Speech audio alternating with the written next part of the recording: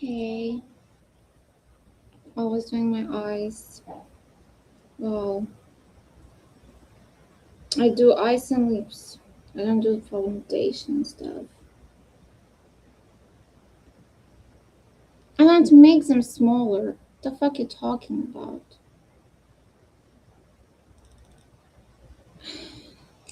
Smaller if I would go on the line. I don't do that. Too much use.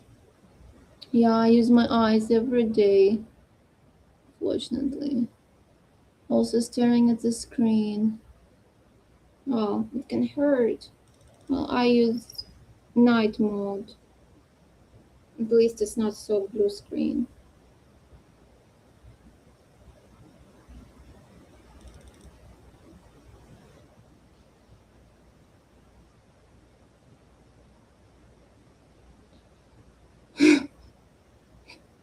Can I borrow your eyes?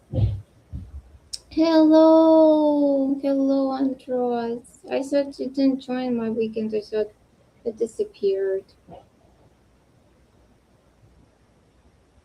It's what I'm doing, motherfucker. I'm doing with brow shadows for my eyes.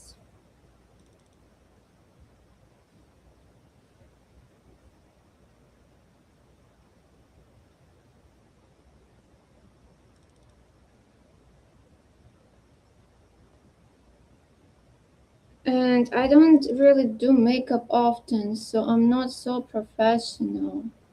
Hey, hey, Johnny. I went out with my friends for a few nights. Ooh, what did you do?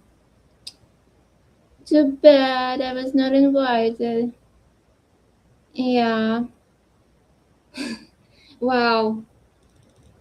I'm charging like 15 an hour, so I thought it's pretty fair. Considering that I even don't get full amount. Hello, Shadi. Hello, Luna Beast. One in public or private? What do you mean 1 hour? What the fuck? Um, what the fuck you guys saying? You make me blush. Private. No, no private. What the fuck? 10 subs, Johnny joins. Oh, 10 subs, Johnny joins my audio chat. It's when it get too fucking hot. Too hot. Like I look like old woman. Because I fucking decided to wear sort of dress today and look a little bit more ladylike. I look old. Probably I need to dress like a whore every day. I'm joking. It's what Brian says every time I wear like my sporty top or something. He's saying, "Oh, are you dressed like a whore? You're already very beautiful. I need to do makeup. Thank you." Yeah.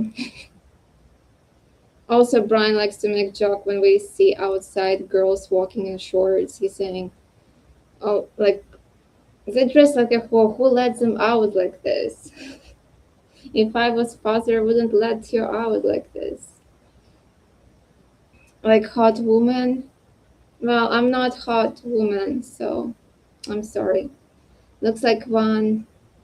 Looks like one that's rich woman that's going to be rich. Yeah. Well, then I need to wear more like I need to have different necklace. I need to have diamonds here. I actually have like fake diamond, like AliExpress, kind of like what is that necklace, sort of. Yeah. So yeah, like I'm preparing for my husband's death. You think why I'm so beautiful? Well, because it's the saddest day of the best day, the saddest day, the best day of my life. Yeah. Mm-hmm. How many minions I have? I don't have even $100 from last month. What the fuck are you talking about? Uh, looks like one does rich woman. She just there for the looks. Uh-huh.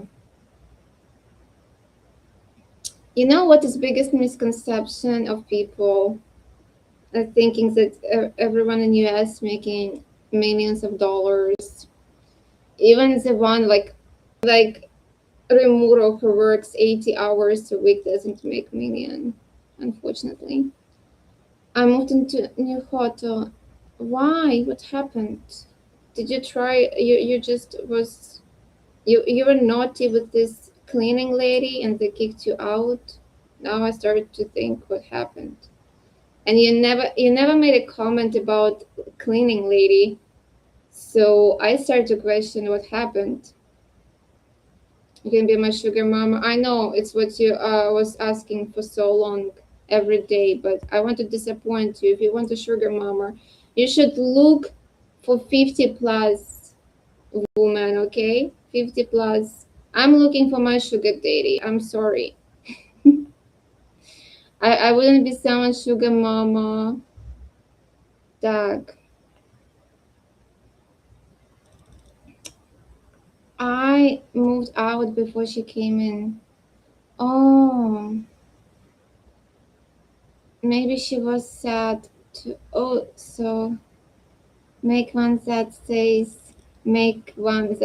subscribe. That one, I guess he's from Kick. So anyway, how are you doing, Andros? How was your party? What did you do with your friends on the weekend? Oh, it's a secret. So what happened? Your time was over in this hotel, Johnny?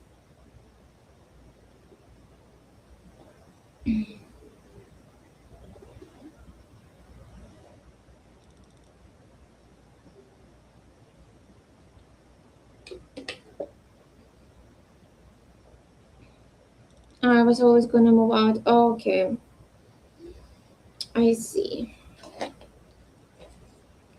And I can only pay in cash, so I choose this nice hotel. Right. Mm, what is that?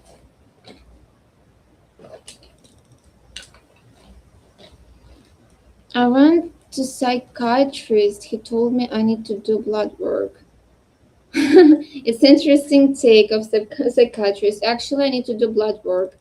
I made appointment. Okay, I told you about my weird feelings and my inconsistent periods and stuff.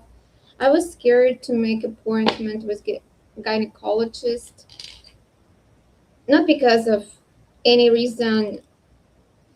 Scared, scared only because of money. Like, not that I was scared. I was just felt like I was like scared that I will feel ashamed if they tell me it's like $500, like $300 or something that I can't pay. But the woman was very nice, and I actually regret that I didn't go to a gynecologist the first time I felt a problem. And I told you about my inconsistent periods also. And so funny. I made an appointment and it's for this Thursday. And I came home and I have periods now. And I'm like, what the fuck? I don't know. Like, but the point is, last month it was like one day and it was very light. So I don't know. I don't know, like, I don't know if I should cancel it or like reschedule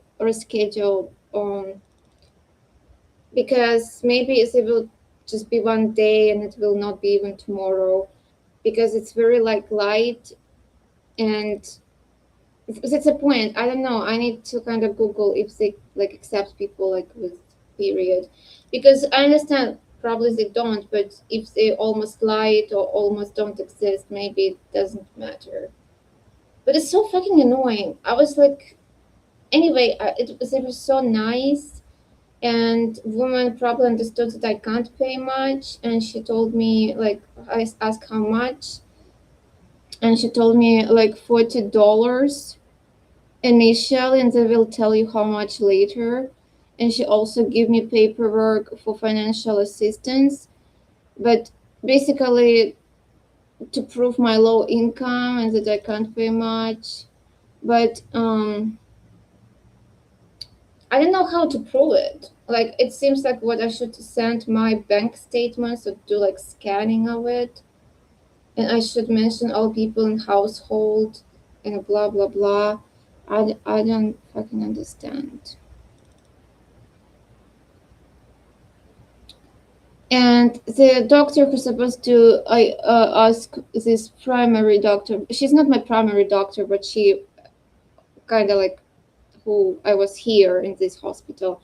She was like primary physician overall. Generally, she's primary doctor, but not mine primary doctor. But I asked her to do like to order blood work, and this woman never called me. Remember, I told you. So I don't know. Maybe there is something wrong with my hormones. I don't know. Maybe I have low estrogen. I don't know what's up. So ideally, I would need blood work too, but it's probably too expensive. If it's only like I ask for three, no, like um, factors to check, and they told me 300. And if what if I want to check even more? It will be probably $1,000. But this place where I went today, it's in Kentucky, since we live on the border with Kentucky, and in this little town, they don't have all doctors. So basically, well, nothing. I don't know. I hope I can figure out and get somewhat discount medical care. It would be really nice, so I can start visiting doctors and checking myself. I promise I will not be obsessed.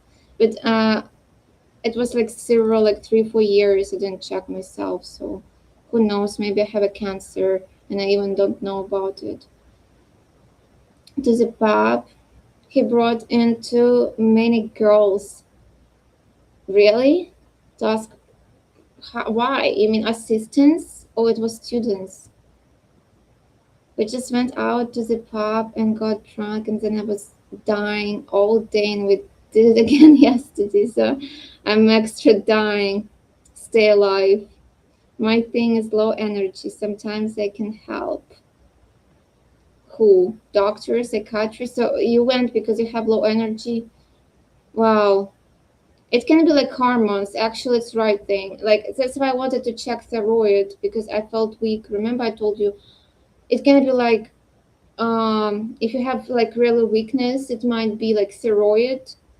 It might be well, allegedly diabetes, but too, it might be um, anemia.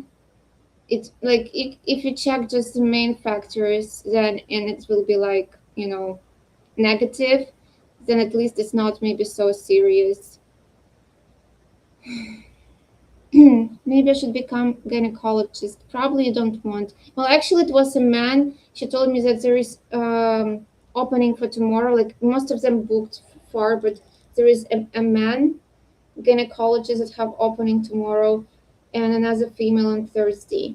To me, honestly, it doesn't matter because doctor is a doctor. Like he saw already so many like vaginas. He wouldn't be like. Plus, imagine they usually see like sick vaginas. I don't think it's very pleasant way. People kind of make fun, but I guess it's not really. Honestly, to be honest, maybe it would be better for me to go to the men. I think men actually they more take they do it better overall. I kind of like men doctors mostly.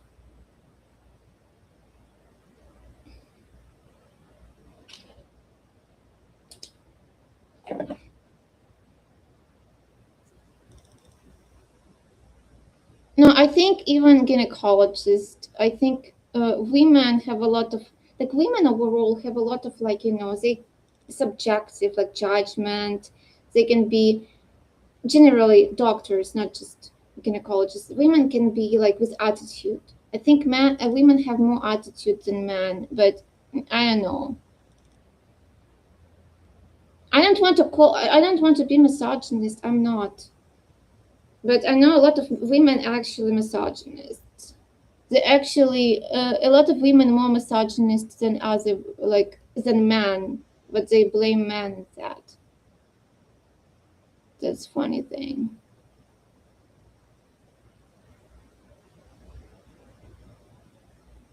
Yeah, and I think it's true.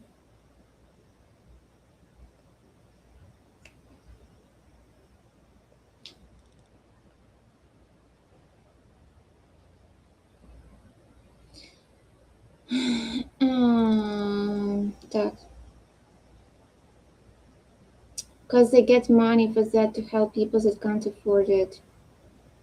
Well, honestly, it's fine. I it's great if they get money by helping me, I don't care as long as I don't have to pay like $300 for visit. That perfect to me. I think they should get money. Please get all money. Just as long as I don't have to pay crazy numbers. The Anna is is fuck is it a little what anesthesiologist, and I could have a little deal. Uh, anesthesiologist, you mean? But depends on the person if they want to go to the process with you. I'm a doctor. I touch your breast to detect cancer drug. To be honest, I have never have a gone to doctor check. I prefer not to know to check what you dig or whatever. But I want to feel okay, Johnny. But yeah, now it's really bothering me, so I want to check. My Johnny's a tired. Yeah, of course. Um, I agree. I imagine it's probably even turned off for them in the end of the day. I agree. I think men are bad at being doctors. I went to a woman doctor and she was so incompetent. You want man doctor so you can marry him. Well, on the website, that gynecologist man actually a black man. I don't know. He probably see women every day that he will never cheat, right? Nah, I don't know. I mean, I wouldn't mind a doctor, but I would be jealous. Like, what if he will cheat on me at workplace? Normally, women prefer other women. Well, I kind of prefer too, but I honestly don't care. I was already like visited several like men doctors, so to me, doctor is a doctor. I'm trying not to look like to see, you know, that he's like pervert or something. Like I'm not immediately putting some kind of like labels. I think I first of all I want to kind of no, my first thought that I want to believe the doctor tries to help me. You know, that's what the main thing for me. The doctor wants to help me, and I have to cooperate. I don't have any like. To me, it's not personal. That's what I want to say. It's kind of like a doctor is not like a friend or like someone that you should be like shy or something. The doctor is like guardian angel. No, it's what they're supposed to be. They're supposed to be. Misogynist women, the ones who cause the most damage, are the best at playing victim. Right. I agree with you, Johnny. Привет, ladies, gentle boys. Hello. Hello. To check overall health or do labs. BBC included. Oh my god. Oh my god. Remuro. Yes, always. You know what? I knew one guy. He was uh he was from Florida. I will not say his name, but he was working as security guard, and he had that issue with BBC. But I think as I get to know him more, it turned out that he had a girlfriend who left him for BBC, and he got a trauma. I don't know. Um, After that, he couldn't kind of like get over that, and he started to suspect all women leaving him for BBC. So every time I say about any sort of like relationships, he mentions BBC. So who knows? I don't know what should I say to this friend, guys. How should I like encourage his self-esteem and believe in himself? That it's not all about BBC. Yeah. So now I know what Ellie wants to know. Oh, she wants that. Yes, I want it. I'm going to a woman, man. Calm down. I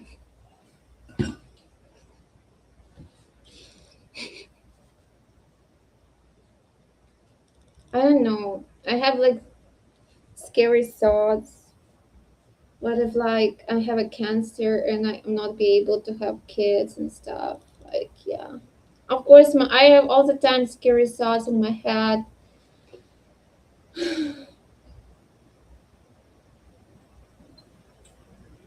Anyway, guys, I decided to prepare today like presentation.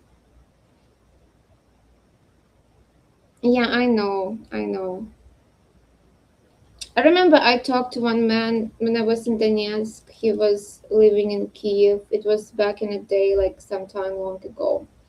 And he told me basically that his parents wanted him to become gynecologist, and he was like, please just let me enjoy like life, you know. Basically he refused because he thought then he will have nothing happy going on, like if he needs to see it every day, you know. So I think it's all jokes, but in fact it's either like you really need to love women that much that you want to help them, because you understand you will see not always like perfect conditions and health.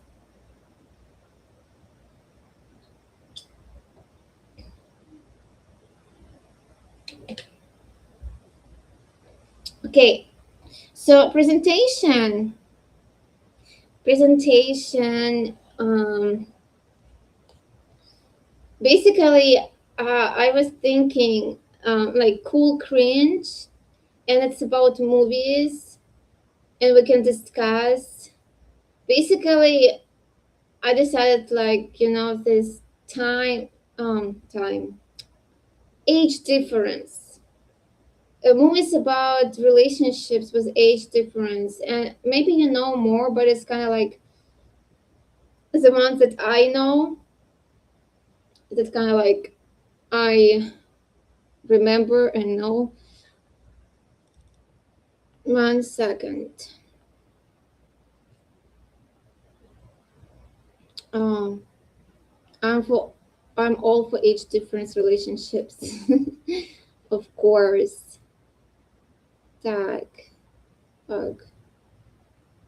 Present. I don't know. We can watch also like trailers. Some if you want. Okay.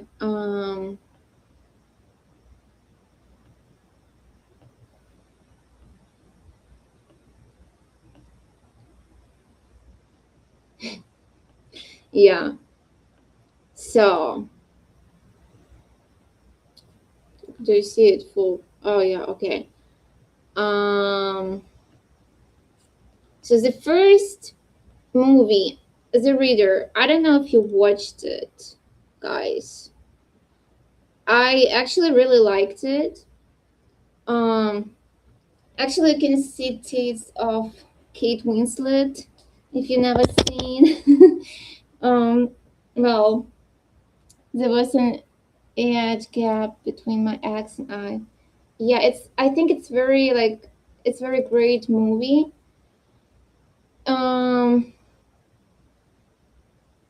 Okay.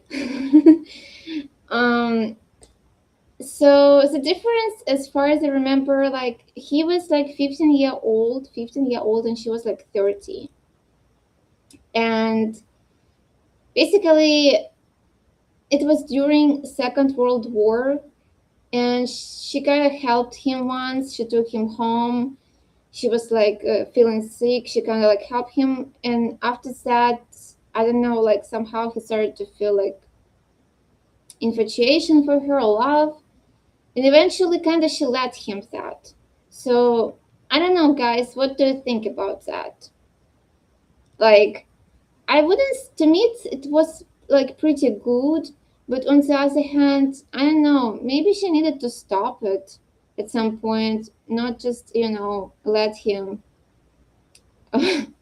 get his way. I don't know. You want to be him? Well, okay.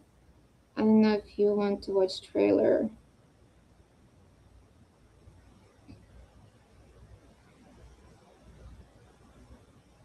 Why don't you start by being honest with me? I've never told anyone. Maybe you should.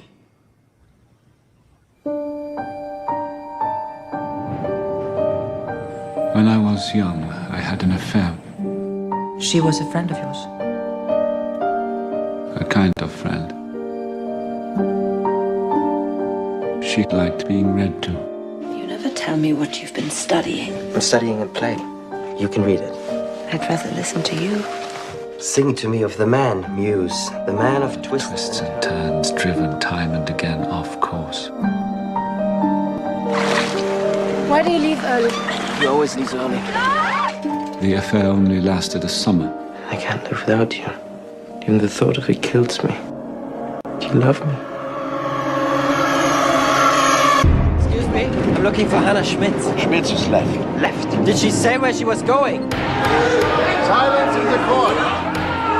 Nazi! I'm going to take these cases one by one. My name is Hannah Schmitz. You joined the SS in 1943. They were looking for guards. I was a law student. I remember very clearly. Societies think they operate by morality, but they don't. Each of the guards would choose a certain number of women.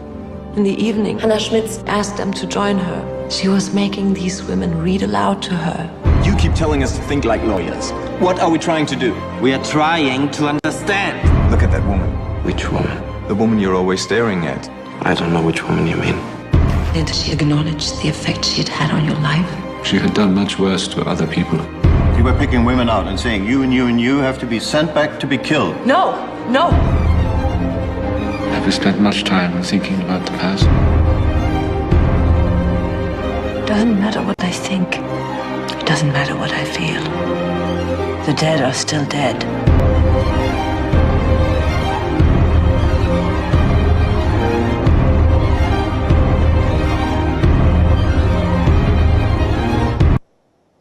Oh, okay. So, fuck. How do I do that? Oh, well, no. I'll go back. Okay. So, hey, man, we're watching trailers and films about age gap relationships. Yes. Well, I would say this movie is great. It's like a porn collection, controversial topic. Yeah. Overall, I really liked it, and I would say it's cool, not cringe, but I feel like we just have this when it's like woman older than a man or like a boy, it feels more normal, but if it's man much older than a woman, it feels like cringe or like perverts, right? But in her case, since women tend to be more extreme on this topic.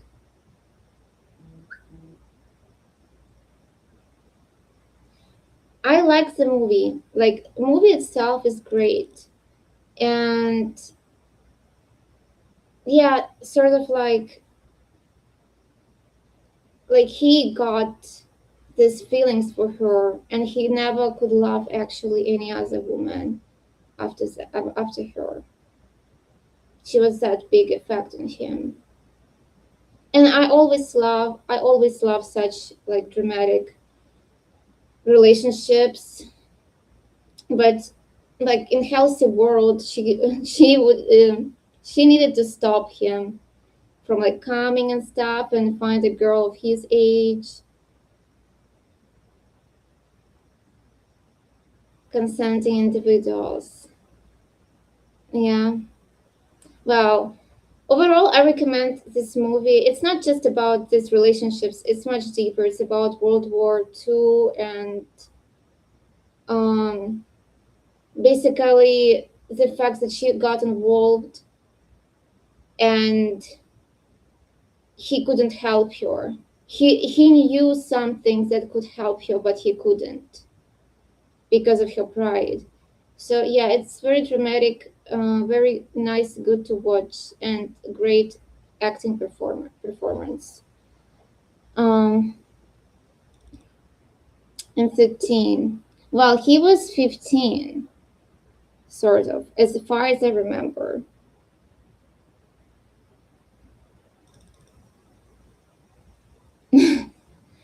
Okay, so next. This movie, I think it was released like last year or sometime, like it was pretty recently. It's the idea of You with this and whatever her name, Hathaway or something. No, she knows, basically. So the movie about that she's like 40 whatever year old woman with a kid, like with a like already like teen daughter, and they went to the concert. And she accidentally gets in a trailer of a like singer of a band, and he kind of got crush on her. And I noticed there are like a tendency right now to create such movies. And of course, I would like it to be like true, you know, that even when I will be 40, 50, I have a chance to like get with a like 20-year-old guy and he's superstar, you know. I mean, you still have a chance with a prince, right? But to be let's be realistic. Come on, man, it's not realistic. I actually tried to watch it. Like, it was last year. I tried to after like I don't know 30 minutes or 1 hour. I really couldn't finish it. So I don't know. How did you guys meet? We need to know the story. We met at Coachella. Hi. Hi. This is your trailer? Yeah, I'm in the band. We're performing on the main stage. August Moon? Yeah. I met someone tonight. I feel a little inspired. This one's called Closer. To get closer to you, girl.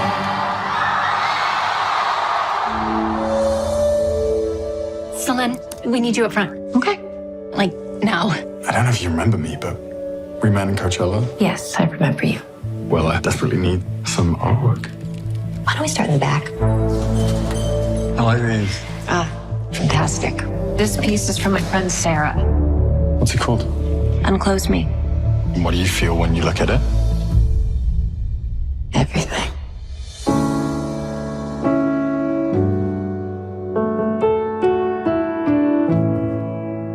What is that song? It's nothing, really. I like it. Yeah? Yeah. I'm too old for you. I don't know.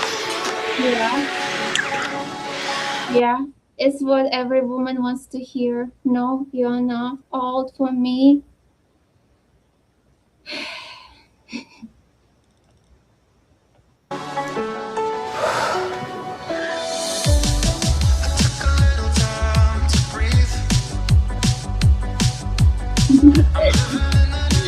Yeah.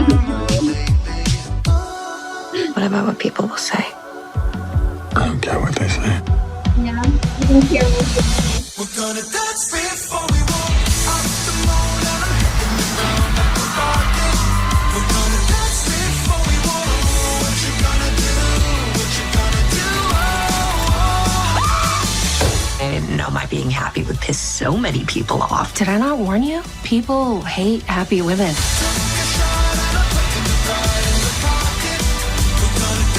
What are you gonna do? Okay, you got the idea, guys. Oh, wait. Okay. So, what if the girl said she was 16, but on second meeting, he found out she was younger, but continued things anyway. And then they were together for almost a year, so it's not like he wanted to use her. I mean, then it's fine. I mean, if he waited a year, then it's fine. I don't care what they say. I like it when we can watch the whole trailer. Yeah, we can watch the whole movie. I mean, trailer. I like it. Yeah. Okay, if you want to watch the whole trailer, well, I don't think he wants me to start from the beginning right now. So you got the idea. I don't know. It felt to me too. Okay, if Reader, in the Reader case, it was very well acting, the story, and overall the feeling felt so, like, I don't know, real. In this movie, it felt kind of forced. Kind of, it just, they want you to believe that it's possible, and I don't know, like, this is kind of like, even they live in different reality. He's like super singer, popular. He has a bunch of girls following him. At least in the first movie in Reader, he was kind of like unknown student, basically, not really popular back in the day. And here the woman gives him some attention. Okay, at least kind of feels more realistic. This guy has a bunch of girls following him, so famous. And here he just falls for like 40-year-old woman with her like daughter of his age. Just kind of feels like too much. I don't know. Like, does it happen? Probably no. And Baby Girl was also very popular. I don't know if you heard about it or watched it. I watched. Yeah, I remember it was. It's the love of two souls. Age is just a number. Prison is just a place. Of course. Of course. Did you watch Baby Girl, guys? It had a little bit this like BDSM. No, it was not BDSM. It was sort of like dominance, submissive part. It was a little hot. And I was really kind of interested in that part because, you know, I kind of like it a little bit. I don't know about USSR. It was pretty young, Johnny. As far as I know, sex didn't exist in USSR. That's what they say.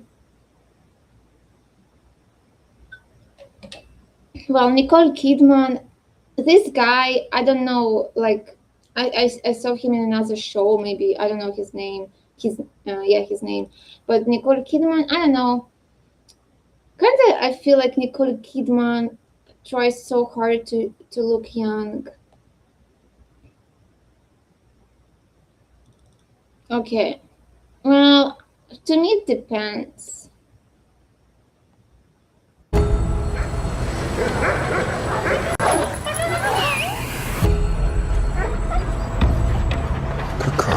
girl.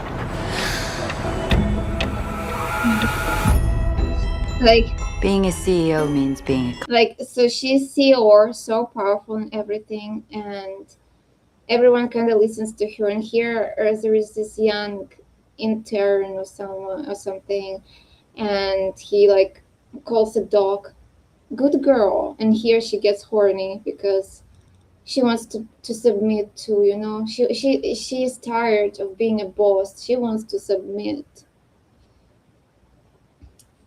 Actually, I put Lolita too in the end. collaborator and a nurturer. Don't you have to be at work? Everyone is just waiting for me to buckle under the pressure. Is now a good time to introduce the interns? Yeah. Hey, how'd you get that dog to calm down? I gave it a cookie. You always have cookies on you. Why do you want one? Who decided to make me a part of that mentor program? You have 7 minutes. So, how did it start? I see myself as a... Power-hungry personality? You think that's what I am? I think you like to be told what to do. Sorry, I didn't mean to. That was incredibly inappropriate. Your behavior is unacceptable. Is it?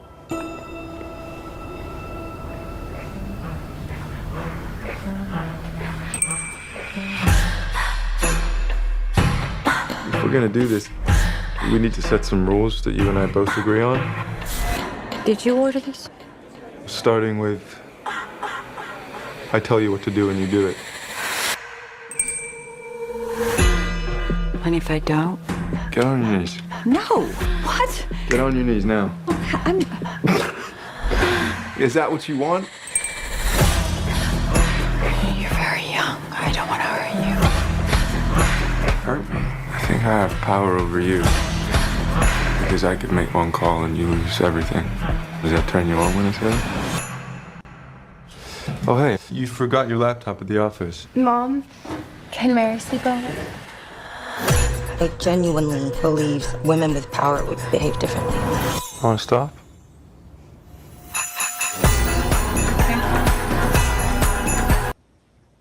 So,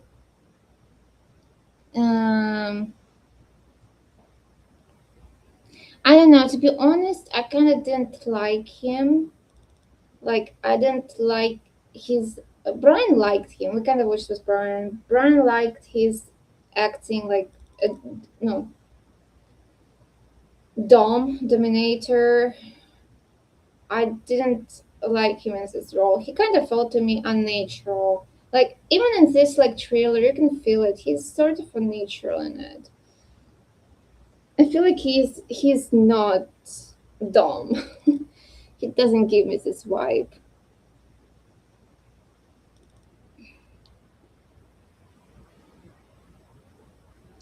It was basically based off of the pupils and the still children. This actor is the main actor in the movie called 1917. I watched some show about sort of like AI, like a group of people went to sort of like a house and lived, and they were left there, so kind of isolated, and he was kind of killed.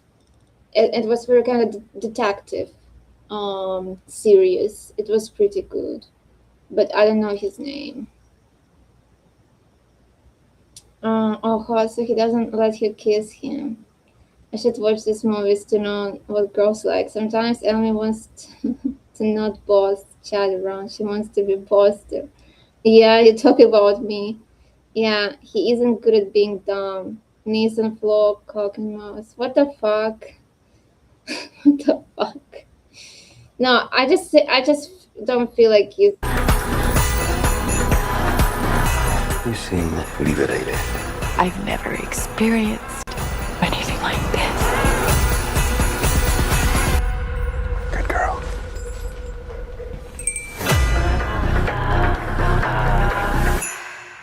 Okay. Next, Malena. It was not so much about actually like, because nothing happened between Bor and like Malena, but it's just about basically a young boy having a crush on her. I think a lot of people watch this movie. It's pretty good, and of course, Monica Bellucci, the most beautiful. I really like Monica Bellucci.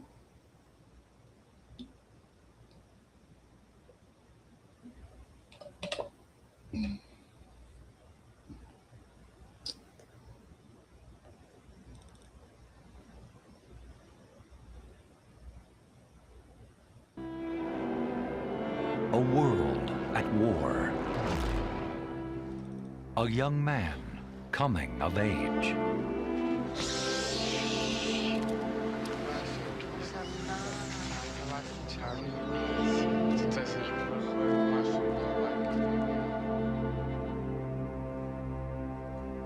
and a woman who changed his life forever. Buongiorno, signora.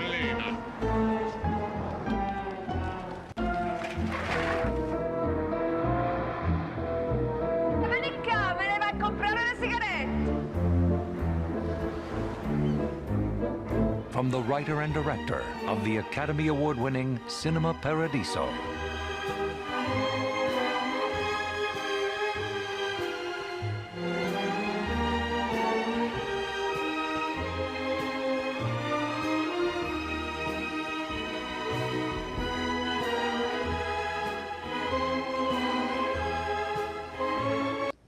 Yeah. So he only touched your hand here, you know. He only touched your hand. So it's basically nothing happened between him and her, but he was just watching her from the side, like admiring her. And I don't remember what kind of like, I think he lost his virginity with some kind of like prostitute or something, or someone like paid for like his father or something. I don't really remember exactly the tale, but he was imagining her, like this Malena in this moment.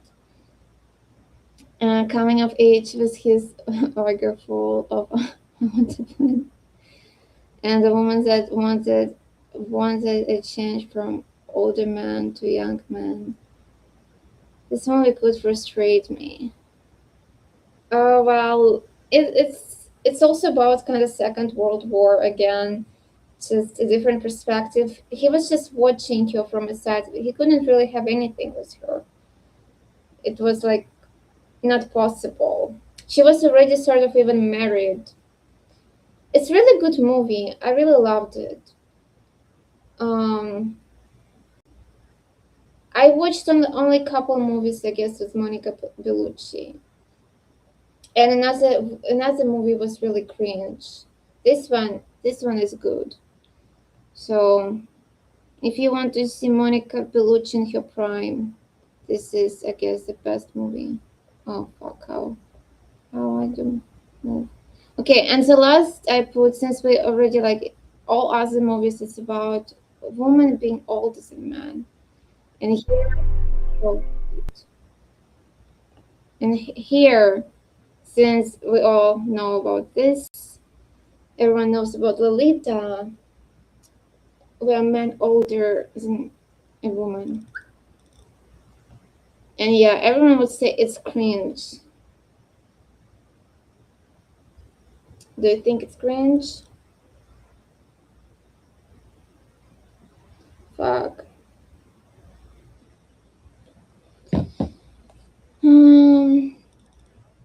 Guys, did you watch Lolita?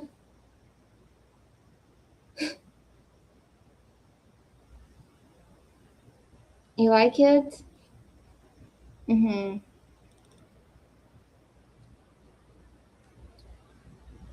Well, I disliked it. Like, to me, it was like, I understand sort of like from perspective of art, yeah, it was good, but overall, I didn't like movie. And the actress who played Lolita, I didn't like her kind of audacity, this brazen behavior, and so like he was a perv, let's say, but she also was so sort of perv too, like.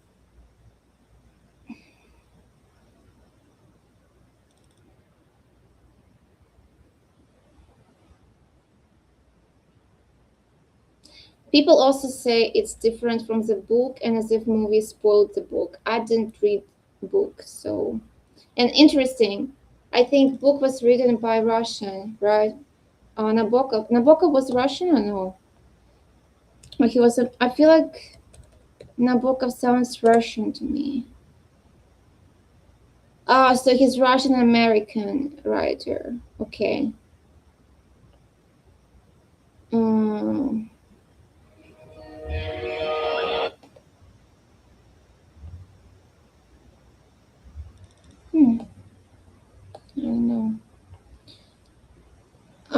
She was consenting.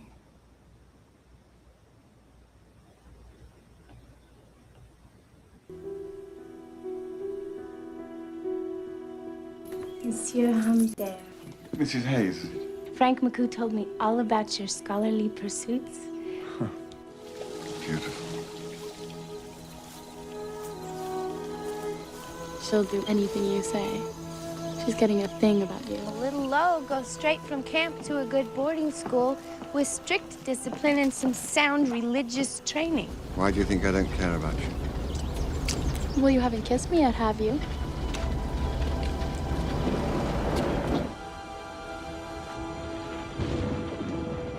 You're a monster. You're a despicable criminal monster.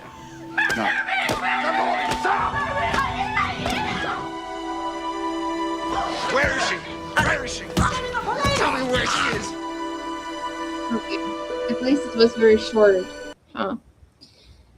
Okay, guys, I return. I don't know. To me, like,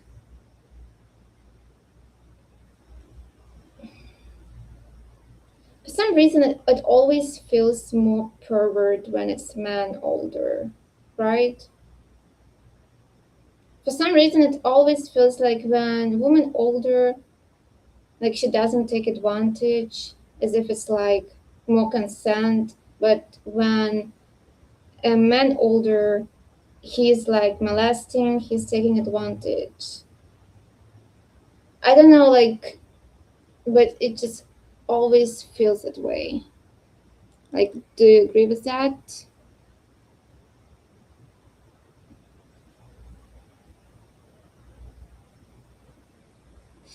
In this case, I don't know. You know, when someone is like, what, she was 15 or how old she was, I don't remember. Like, yes, it's still a child.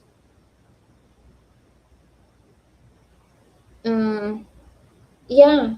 I mean, is it kind of weird that it feels like differently? Just, no, I understand. I understand that it's both like wrong, but does it feel for you same that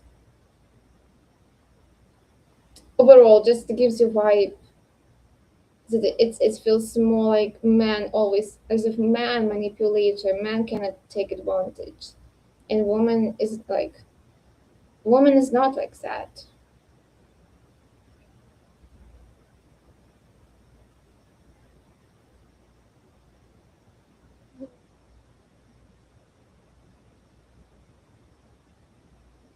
Okay, but again, Johnny, if someone wants something, they can be too young to understand what they are getting into.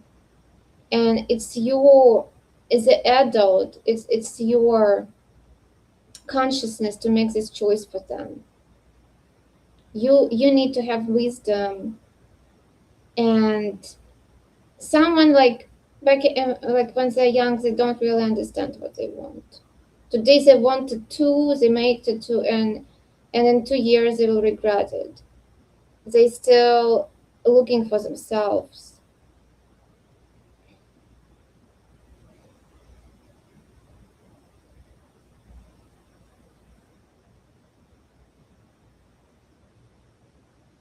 What the fuck? How old she was, Johnny? You never said about.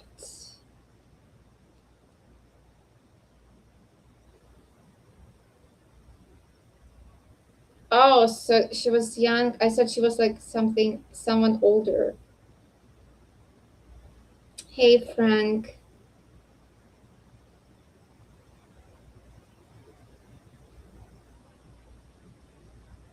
So what?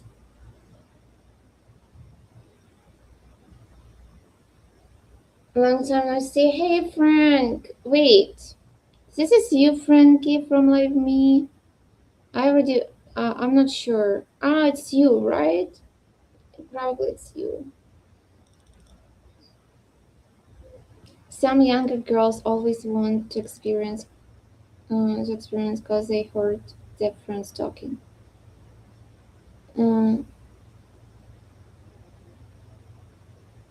I don't really know about that, Rimura. I remember when I was with this taxi driver. Um, I remember, no, I told you about this guy fucked me over for not paying taxi. So I don't remember if I said about this taxi driver or actually he was taking me home after this kind of sort of date I had. And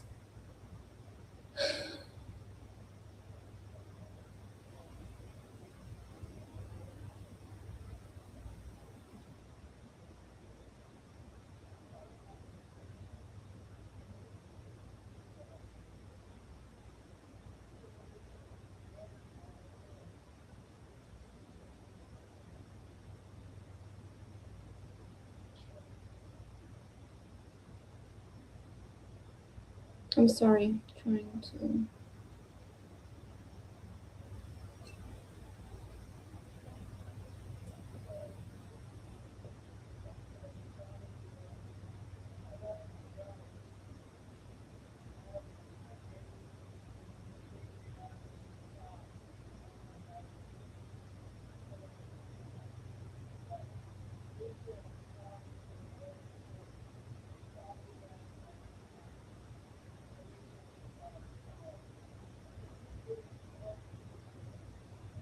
No, I'm trying to listen what Brian's mom talking to him.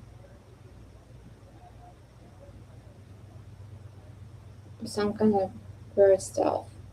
Anyway, okay, I'm fine.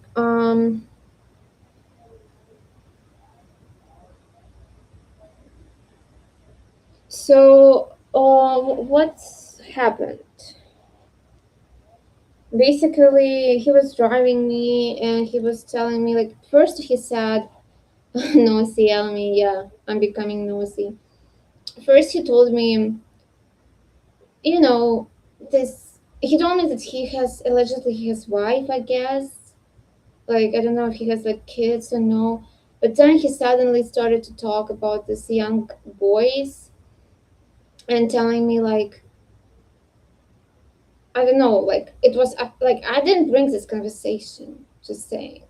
I was just like, taxi drivers. So he was starting saying something like, these young boys, say kind of like, how to say, basically that when girls like sleep with them or something, like allegedly they both want, but then guys start to like say rumors about her, like calling her like slut or something.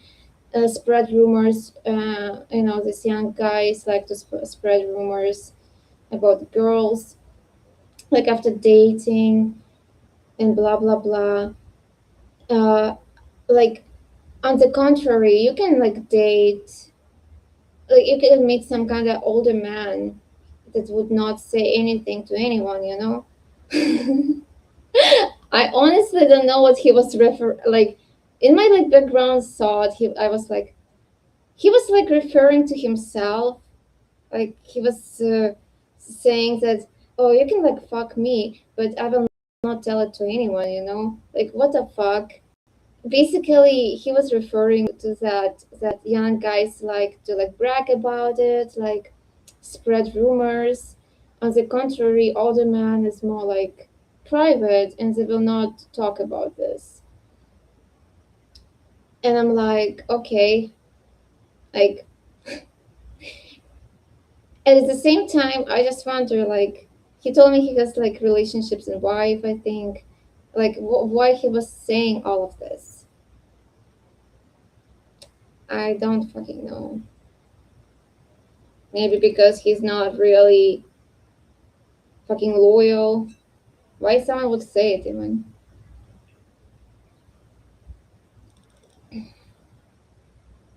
Nah, he didn't. All this young girl said, I can't just approach them on the street. What the fuck you talking about? For being underage? I don't have to be underage to be young, Johnny.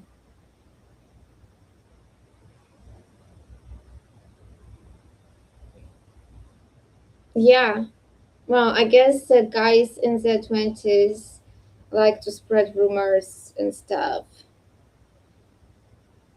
At school, too, guys like to spread rumors.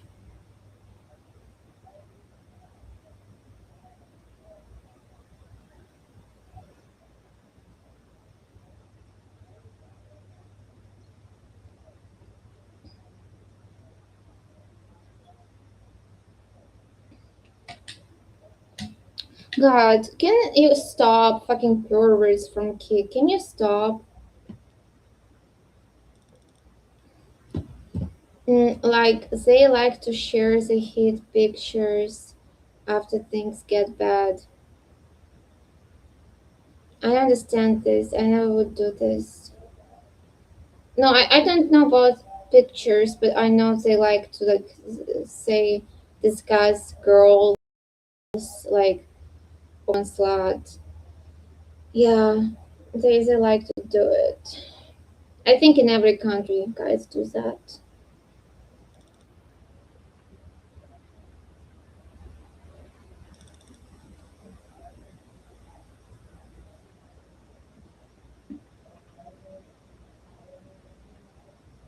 And yeah, I think sharing like personal stuff it's too low.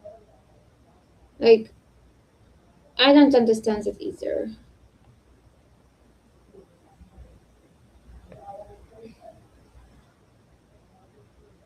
I also don't understand when people say negative stuff.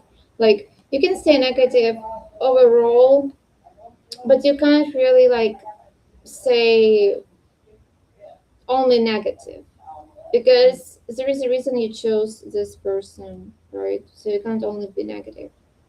Can someone block this fucking guy on Kik? Please.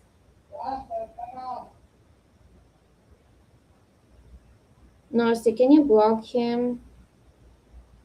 I still don't know how to make a Johnny admin on Kik.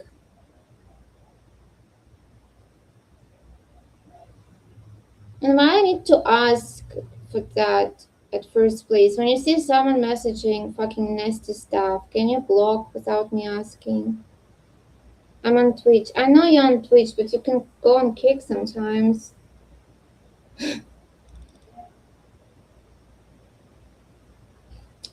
It's very hot. 34 degrees today. Seems like gonna be the whole week. His name is Busting. Double duty.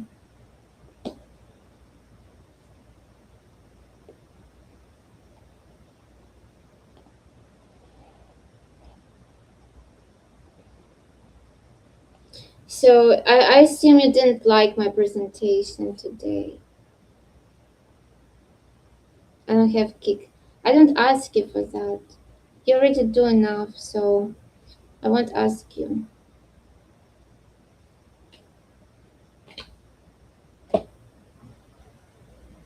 We can also read today. Read to you to sleep. Thank you. Unknown Johnny liked me reading to sleep. What about you, Rimuru? Did you fall asleep after I was reading yesterday?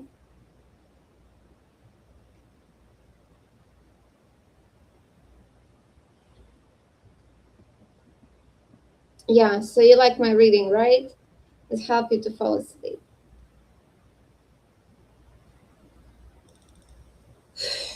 Andres is here or he left. The message I sent in Discord was the last thing I saw. I liked it. I just wanted more mom, son. Oh my god. Stop it. Johnny. In bed, but yes, you help.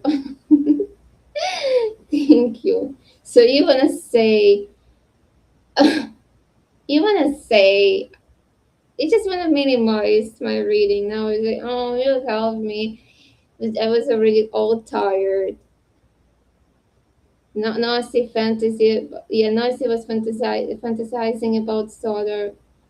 It's his guilty pleasure.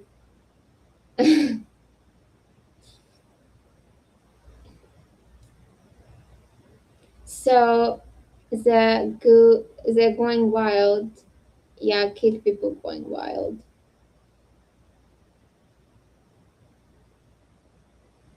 Johnny, what is your guilty pleasure? Andros, are you here or you left? Andros! Andros!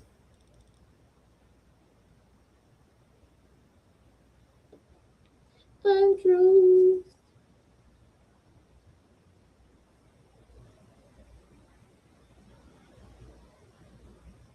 So did you like presentation or you didn't? Or what sort of would you like?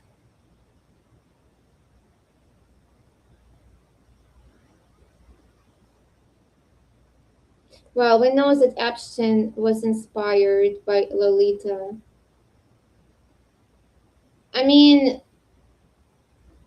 okay, my guilty pleasure, cookies and milk. Also ASMR.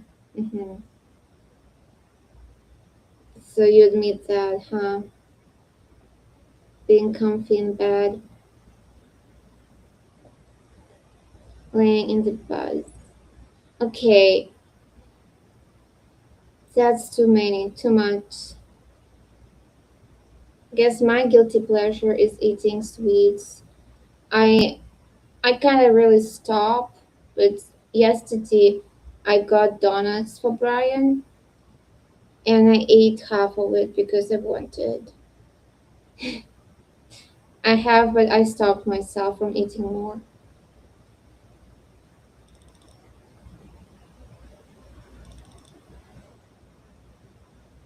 You was inspired.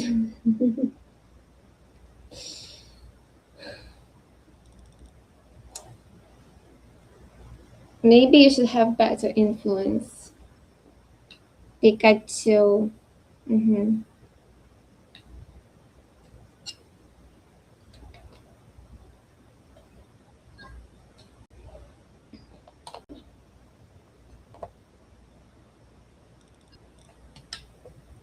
Going to Ukraine and being a pervy sex tourist is my guilty pleasure.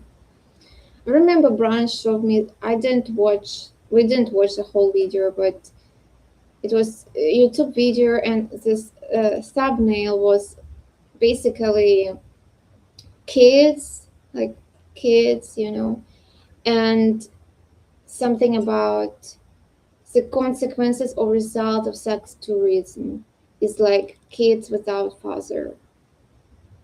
Maybe guys, you should have responsibility when you go like to another country. Think about such stuff.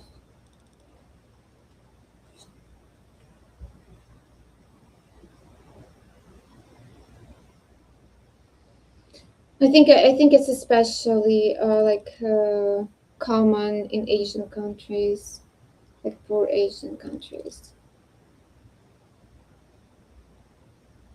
Yeah.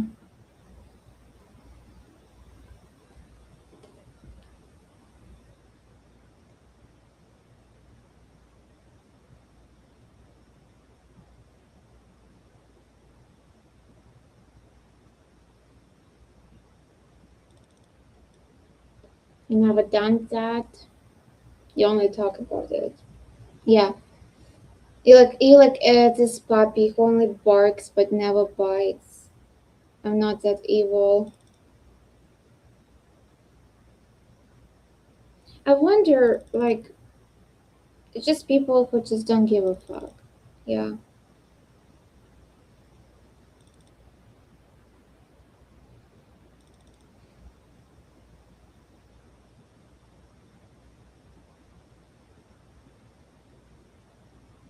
Dark tourism.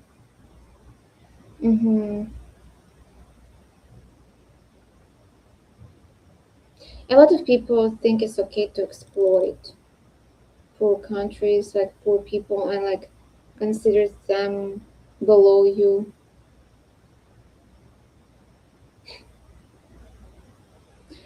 Johnny, maybe it's enough.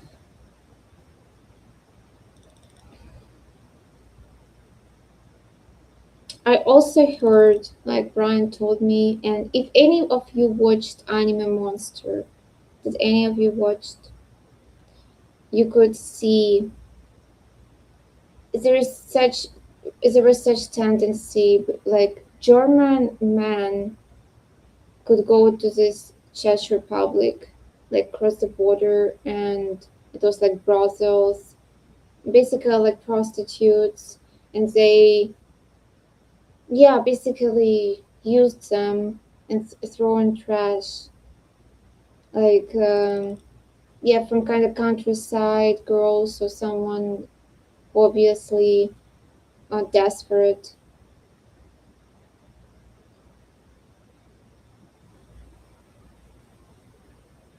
Asian people get prey.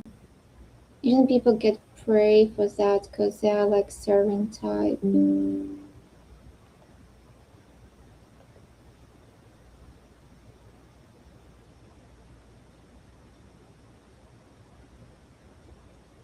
Well, in Anime Monster, there was a moment about it.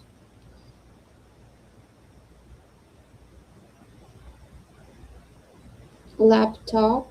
What do you mean?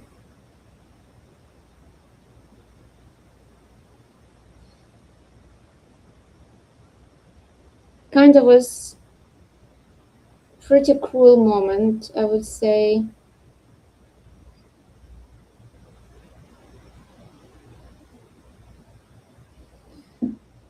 Can we not elaborate, please? Maybe it's time to read. It's the second chapter. Yeah. I wonder, yeah. I wonder. Maybe I will change my stream name to they're sometimes even more crazy. Reading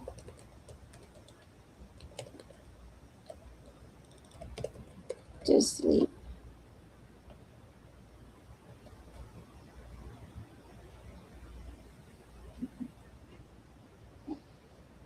Why reading?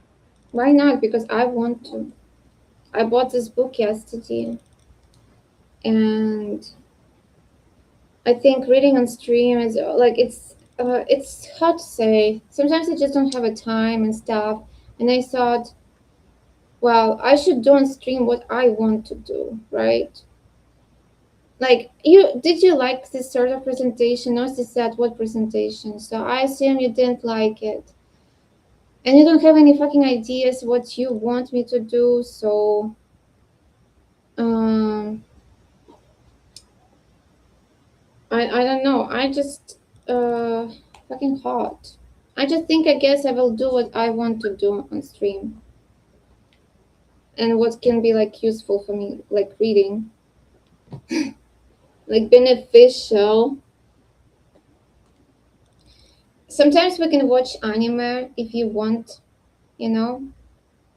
About these fucking movies. It was presentation. Presentation about like what you think about age difference. And stuff. Well, then we need to make a poll on Discord.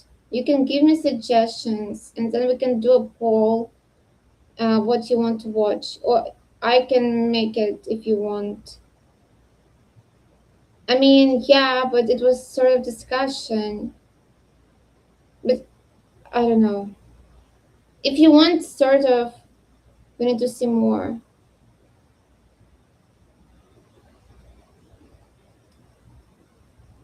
I read your opinion. No. Johnny, calm down. Jesus. Maybe next time I will do something else. Not relationships. Okay, we can make, okay, what topic you want to explore? Not sexual.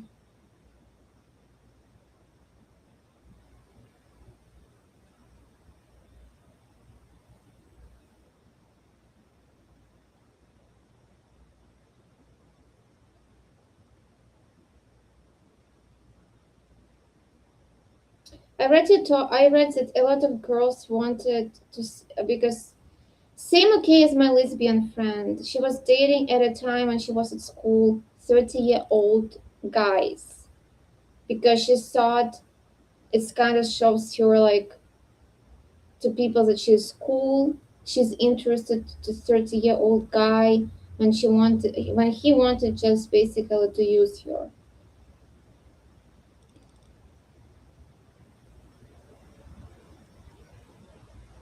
Morality. Room shook a little. Oh my god, I hope you're fine. I did stuff I should have, so life is life. Oh, you did stuff I shouldn't. Oh, now it's interesting. Remora took advantage of young, undeveloped mind. I think as an all adult person, if someone is very like young, if they like okay, in some of these movies where there's a person already like 20, 18, whatever, 20, depends on age difference, but you still can kind of like mention it. But if someone like underage or like, I don't know, still very young, you still need to try to make, like underage specifically, you need to make a distance and you need to set a boundary, not to take advantage of someone. That's my opinion in healthy way. But of course, like with women older, it doesn't feel that like pervert, even though I think it still should. But when men, it definitely feels that way. No, someone who already sort of developed should make a boundary.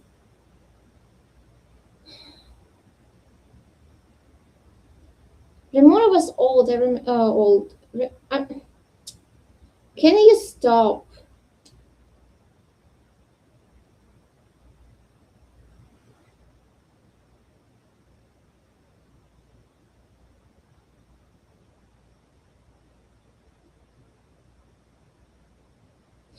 Okay, continue my book. Honestly, I thought this book was about vampires, not like Grim Reapers. So I'm a bit like disappointed. So interesting. The writer mentions her Instagram and TikTok. Of course. Maybe I should create a book mostly filled with AI and try somehow to sell it in Bookamelian, and also put my social media following. Yeah, exactly. I know. And to be honest, I need to look more for detectives. I really into detectives. So maybe I like vampire stories, but most of them kind of like lame. Most of the fantasy books, like what is nowadays, I don't know. I know. They kind of like feels like someone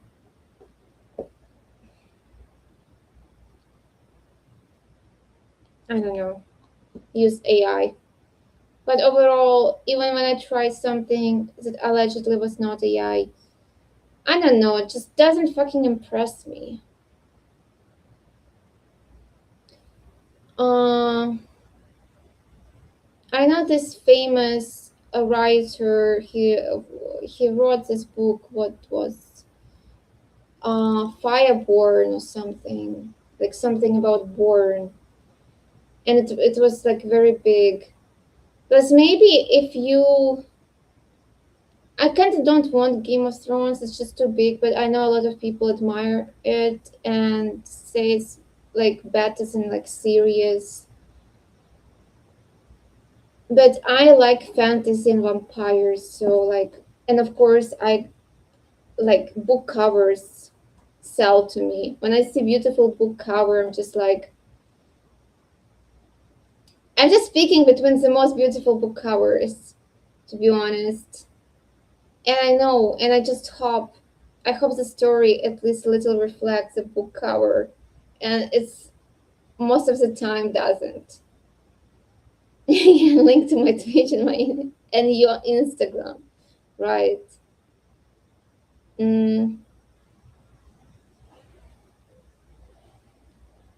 Yeah, I don't know if people would like to listen to my book, to listen to my voice.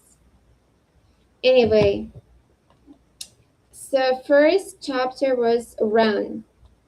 It's what this girl ran, that ran Lottie or whatever her name. Next chapter called Emilio. Emilio.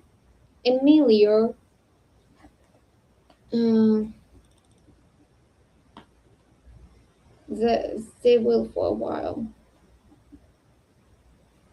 Emilia Cordova pressed the burning tip of the wax candle against his forearm and frowned. He could smell his flesh burning. He could see his brown skin melting into sunken welt, blistering and wrinkled.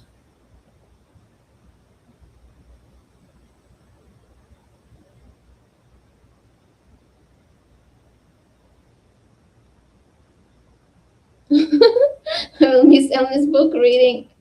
He's such a sweet. He prioritized my book reading over his safety.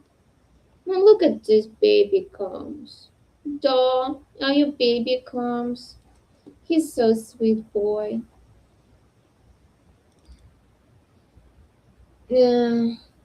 He could smell his flesh burning.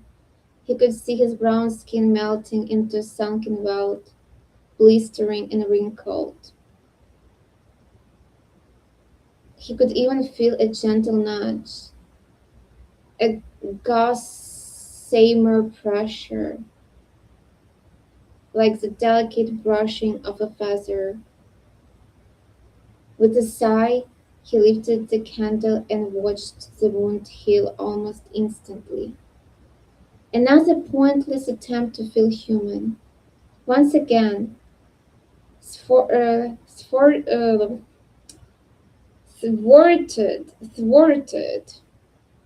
by an unchangeable fact that Emilio was not alive.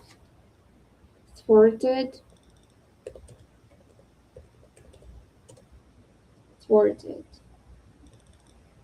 Baby comes, yes. Imagine he get blown up and all he gets from Elmi. He's so sweet. I mean, he is so sweet. We risk our lives here and we just get like a thank you sometimes, not even that. Come on, stop being selfish. Stop acting like the world is all about you. Johnny, what means thwarted? Once again, thwarted. Another pointless attempt to feel human. Once again, thwarted by an unchangeable fact that Emilia was not alive. Thwarted, I think it means something like avoid. Trying to, yeah, once again thwarted. Basically, like, again, not convinced, but yeah, like pressure to admit again. Trying to like find a way, but it's I imagine it's what it means, like pressure to admit. Thwarted by the unchangeable fact that Amelia was not alive. The fuck is this goofy words? Do you know this word? Also what I noticed when I read classics, yeah, you can find some like weird words, but when you read new fantasy books, you find like every second word is so weird. Like as if they specifically try to make it so sophisticated, as if they make effort, you know. I feel like they think if the more vocabulary words they put, like diversify, the more it will look like better in readers' eyes. I don't know, like it will be more sophisticated, the more something. I don't know. They like complicated on purpose. I mean, stopped, blocked, prevented from doing or achieving something. Thwarted. So stopped. Okay. Well, I felt like more like basically have to admit again, like thwarted back to reality.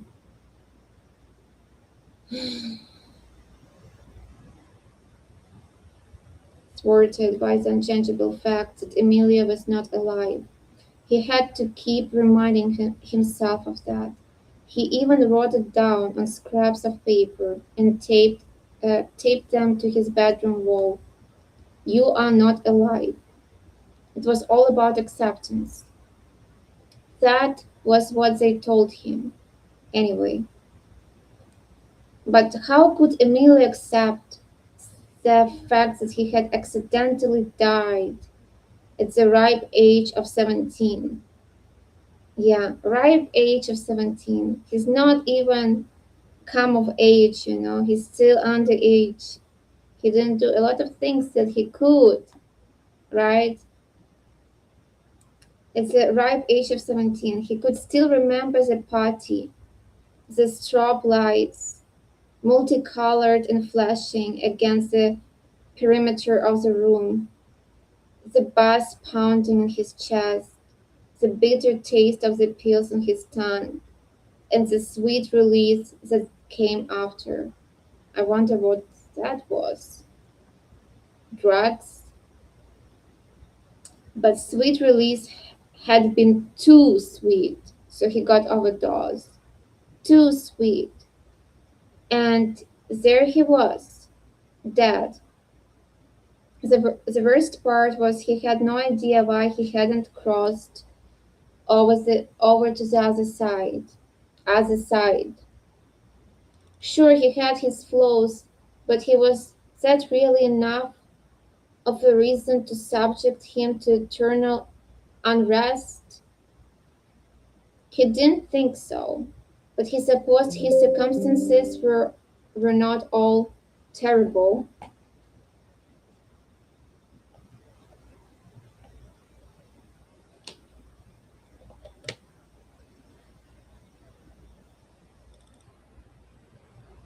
Yeah, he didn't get to do a lot of things he could. If only he had a nice older woman girlfriend.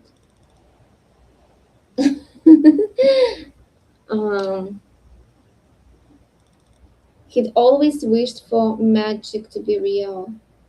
You have to stop doing that to yourself, said a familiar voice from above. In a thick French accent that rang in the ear with a melodic swing, Emilia glanced up at the balcony wrapped around the second floor of the library. And spotted Oliver seizing with his long legs dangling from the railings. It's never going to change. You will always heal. Emilia hadn't expected to bump into anybody else tonight. It was past curfew on the night before the decennial opening ceremony, which meant most students wouldn't risk getting caught. Emilia, however, knew better than to delude himself into thinking he stood a chance at the nomination. Either way, he had formed a bit of a habit of sneaking into the library after hours, drowning in ancient scrolls and towering stacks of textbooks. It was his guilty pleasure. You see, everyone has their guilty pleasure. His favorite high, the intoxication of knowledge. Sounds hot.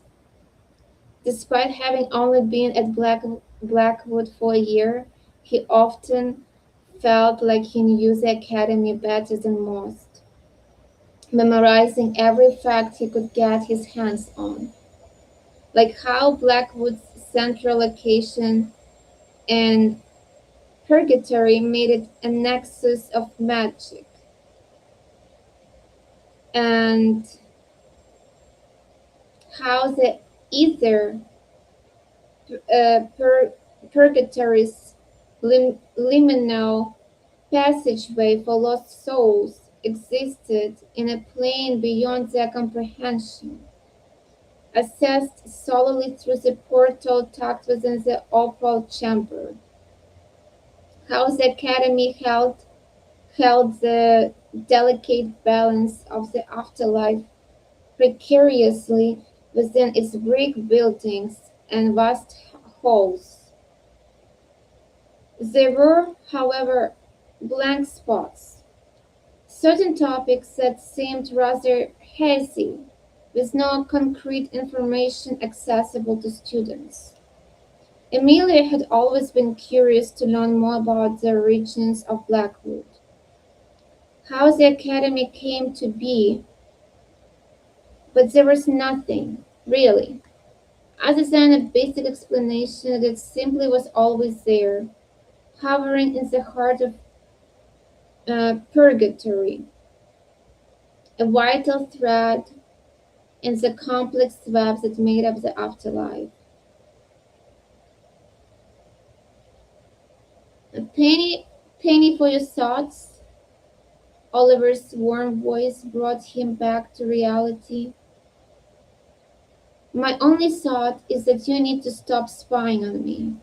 Emilia gathered his textbooks and shoved them into his satchel, ignoring the shriek of panic blaring inside his chest. It was something that happened often, especially around Oliver. It was endearingly human, and at the present moment, utterly inconvenient. I'm not spying. Might surprise you, but you're not the only one who enjoys some peace and quiet. Oliver snapped his fingers and materialized in front of Amelia in a puff of black smoke. Shit, Amelia cursed under his breath and let out a shaky exhale. I told you not to do that anymore. You have functioning legs. Use them. Oliver frowned and blew a tendril of soft blonde hair away from his eyes. But that's not nearly as exciting. Plus, I worked hard to learn how to cast a relocation spell. I may as well use it to my advantage. Is it what you're doing now? Emilia eyed him warily. Using me to your advantage? Whatever do you mean, my love?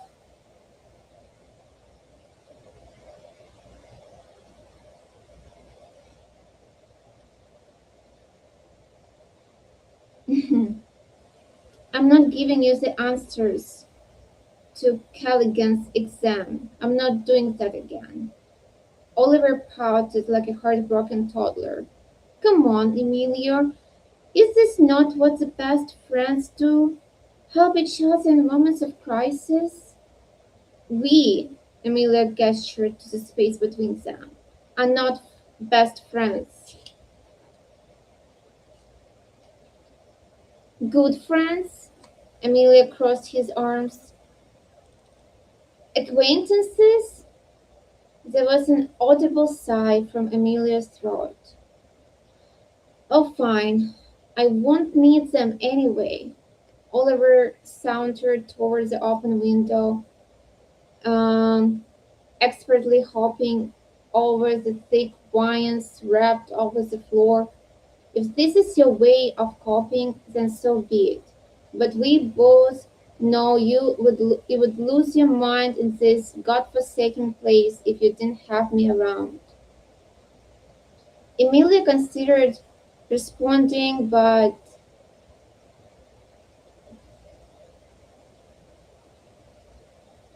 Okay, okay, 1 second. So it was Oliver. Oh, fine. I won't need them anyway. Oliver sauntered toward the open window, expertly hopping over the thick vines wrapped over the floor. If this is your way of coping, then so be it. But we both know you would lose your mind in this godforsaken place if you didn't have me around. Emilio considered responding, but bit his tongue. Throwing the straps of his satchel over his shoulder, he had begun to make his way towards the door when Oliver scurried back and grabbed him gently by the wrist. Wait. The word came out in the breathless whisper. Emilia tensed at the feeling in a breathless whisper. Emilia tensed at the feeling of Oliver's hand pressed against his wrist. In another life, he was certain Oliver would have felt his pulse beating erratically beneath his fingertips, the flutter of nerves coursing through his veins.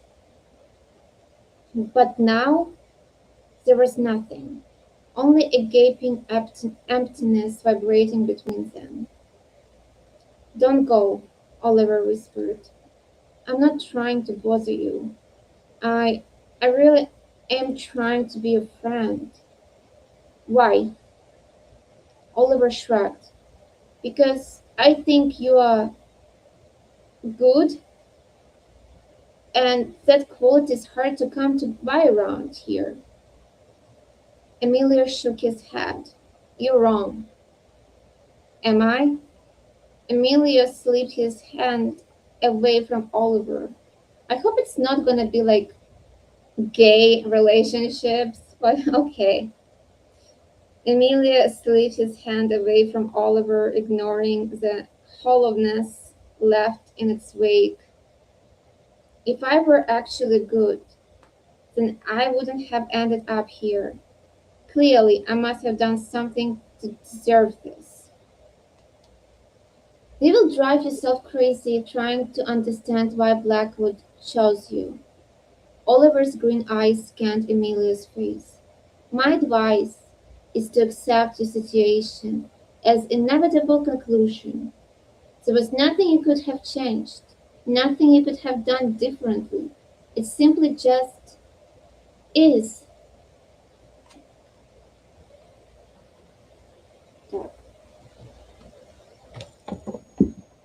My laptop getting hot.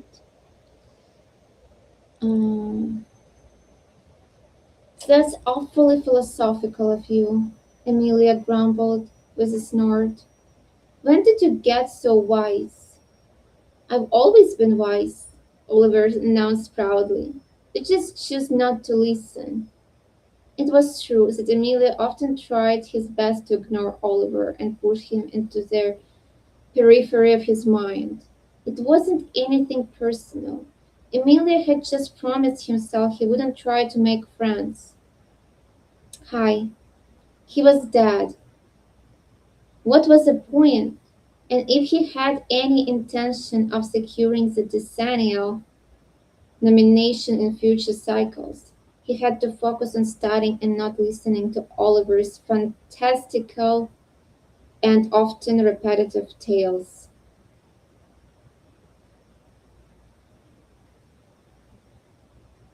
What do you mean? Moron.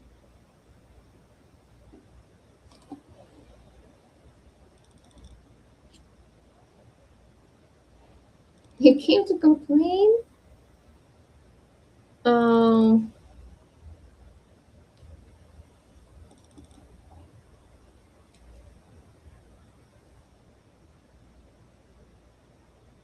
Not that Oliver wasn't entertaining.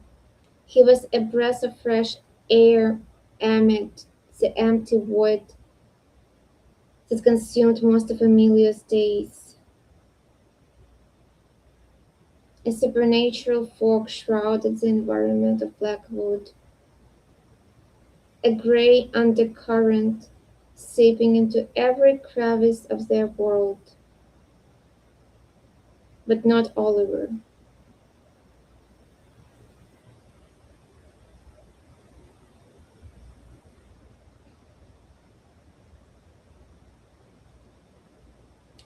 So he was a breath of fresh air amid the empty void that consumed most of Emilia's days.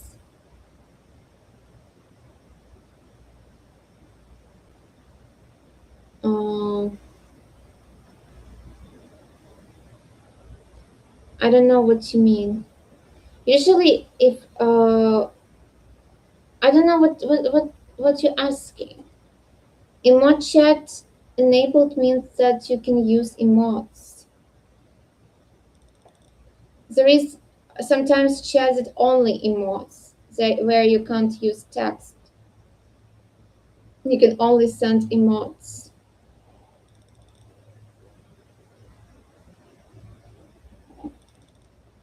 I don't know what you're asking.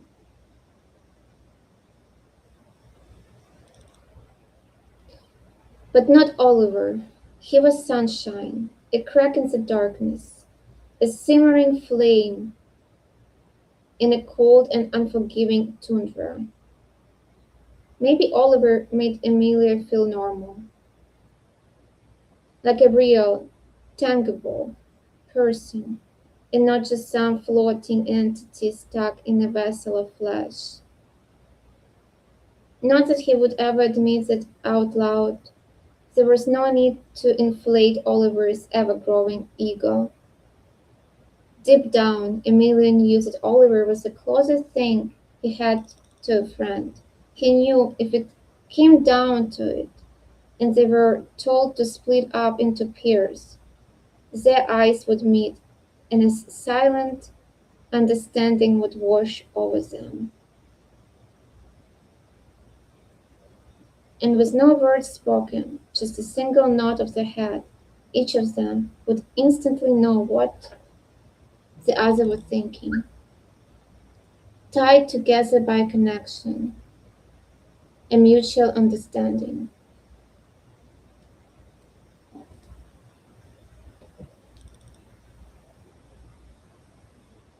What emote supposed to come up?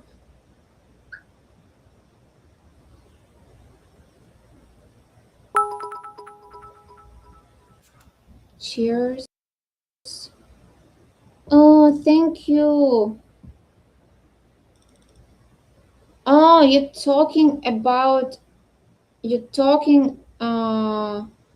about not emotes but reactions. Like you're talking about what? You mean animation, not emotes.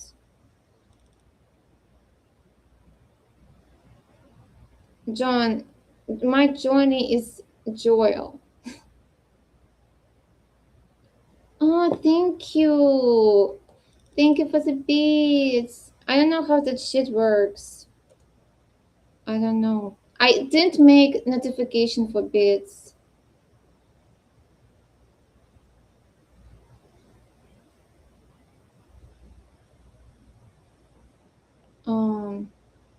One second. So it was talking about animations, not emotes.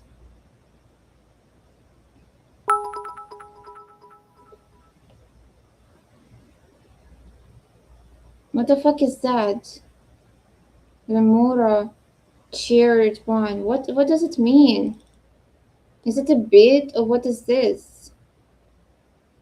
Oh, okay. Okay. I need to make it okay, this kind of looks ugly, I know.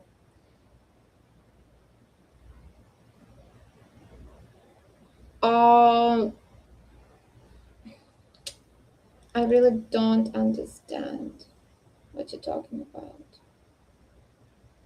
Yeah, but I don't understand what you mean emotes. You have Elmi emotes. This is emotes.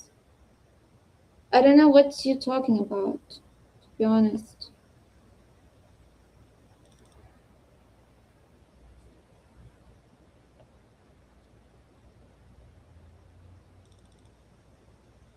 And yeah, I don't have like notification for beats.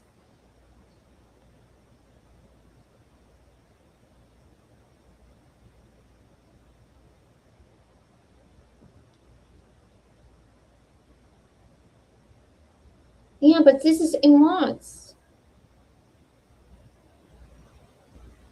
You have them. Oh, Johnny is still here. So it's enabled. I don't understand.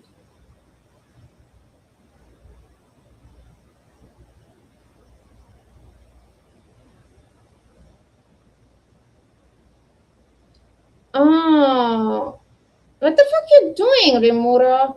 You don't make only emote only chat and subscribe only. I have like, so I understand. You right now trying to fucking hijack my stream. I see what you're doing there.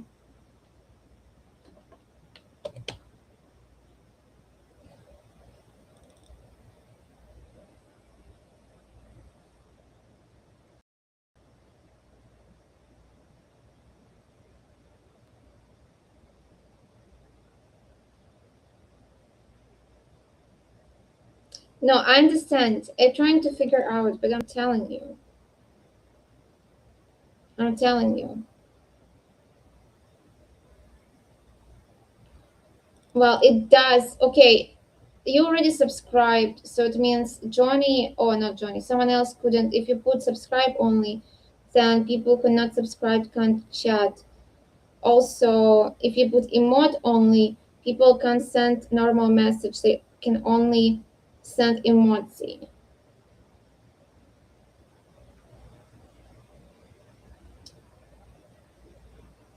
So, okay, continue. Yeah. Is it what connection you longing for, Johnny? With no words spoken, just a single nod of the head. Yeah, I only keep followers only. A single nod of the head. Each of them would instantly know what the other was thinking. Tied together by a connection, a mutual understanding.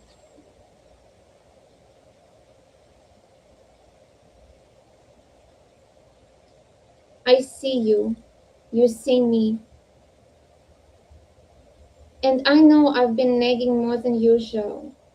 But really, I'm just growing apprehensive about the decennial. Oliver was talking. So Amelia had accidentally drowned him out with ramblings of his own thoughts. And that he will be considered for the nomination and leave me behind. Amelia leaned in closer, suddenly alert. You think I'm being considered for the nomination? What makes you say that? Your marks, obviously. Everybody knows you are nearly top of the class. Oliver shrugged. Not to mention, all the housemeisters absolutely adore you. Amelia flushed and glanced at the floor. But I'm terrible at reaping assignments. He wasn't being modest. His reaping skills were mediocre at best. His last few assignments into the ether had ended in near disaster, and he would have failed miserably had Oliver not been there to clean up his mess.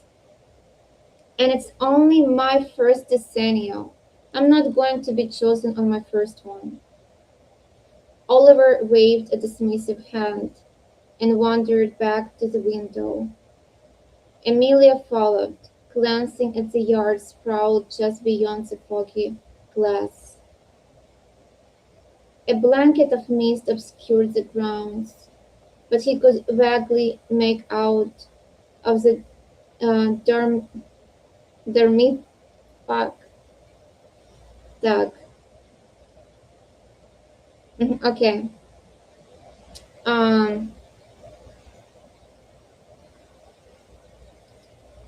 Obscured the grounds, but he could vaguely make out the dormitories. Doug. Dormitory.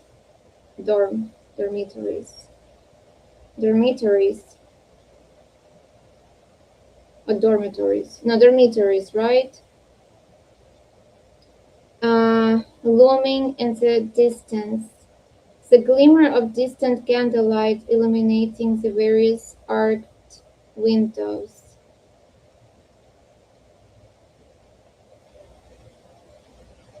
Your reaping will improve with time. What you have, what makes you unique, is the ability to retain copious amounts of information, like some living and breathing encyclopedia. Oliver chuckled and crinkled his nose. Perhaps living and breathing aren't the appropriate terms, but you get what I'm saying. So what? Emilia shrugged. Knowledge won't get me anywhere. Knowledge is everything, Oliver challenged. It's a source of power, an echo of life itself. And if you are capable of acquiring knowledge at a rate most of us can't even fathom, then you're an asset. Watch, I go just for blood work and they end up wanting to put a finger in my hole. You're doing right now blood work? Or are you just saying generally? So what, Rimura? If it's just to check the house, it's good for you. Right, Emilia muttered. An asset, a part of machine, something to be used and manipulated. That's not what I meant. Oliver placed his hands on Emilia's shoulders. You, my love, are an asset to yourself, and that's a quality every ascended should have. When Emilia didn't respond, Oliver assessed him intently. The realization washed over his face almost immediately. Do you not want to become an ascended? Emilia fidgeted. You sound surprised. Oliver slipped his hands away and leaned against the window. It's just, well, I can't. Thank you, Rimura. Oh, actually, I canceled my dentist appointment for tomorrow because I'm not sure how much money it will take for me to do what I'm doing right now.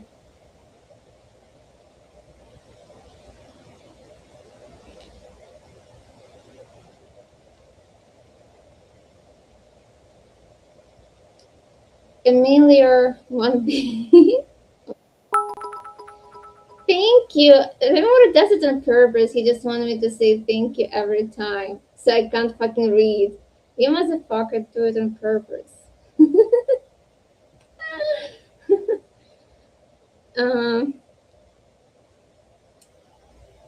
I know it. I know it. Emilia fidgeted. You sound. Stop doing it. Sneaky trolling. You hate my reading? Emilia fidgeted. You sound surprised. Oliver slipped his hands away and leaned against the window. It's just, wow, I can't imagine wanting to cross over to the other side. What if you just cease to exist? You don't know that, Emilia countered. What if the other side is really... Oh, come on, Oliver chuckled, and unfamiliar bitterness laced through his words. You can't possibly believe there is some sort of celestial paradise waiting for us on the other side. I don't know. Thank you. This is 100 bit. Thank you. Thank you, Remuro. I didn't reschedule my appointment though.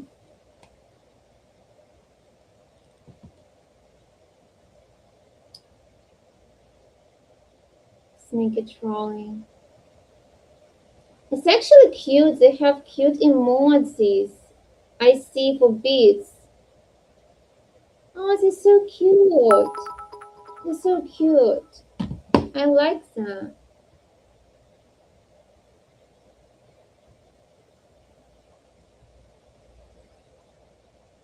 Interesting. I don't see it in a chat, but I see it in Twitch chat, but not on here.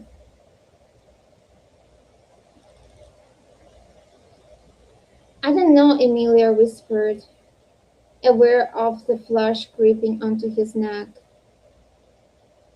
There has to be something, right?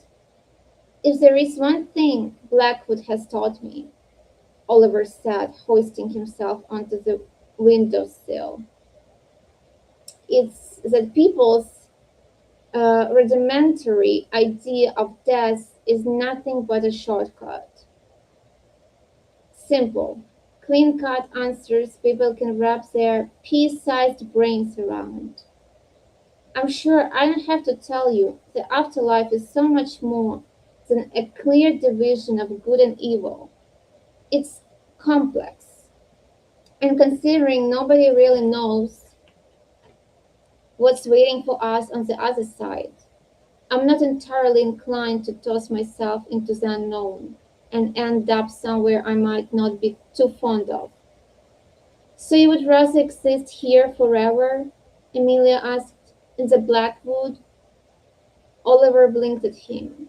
If he hadn't been expecting the question. Yes, I suppose. But you'd eventually transition, Emilia reminded him. Forget who you were, your old life, your memories. Oliver grimaced. I still have time before I need to start worrying about the forgetting. How much? Oliver chuckled, but there was something dark clouding his eyes, a heaviness in his shoulders that wasn't there before.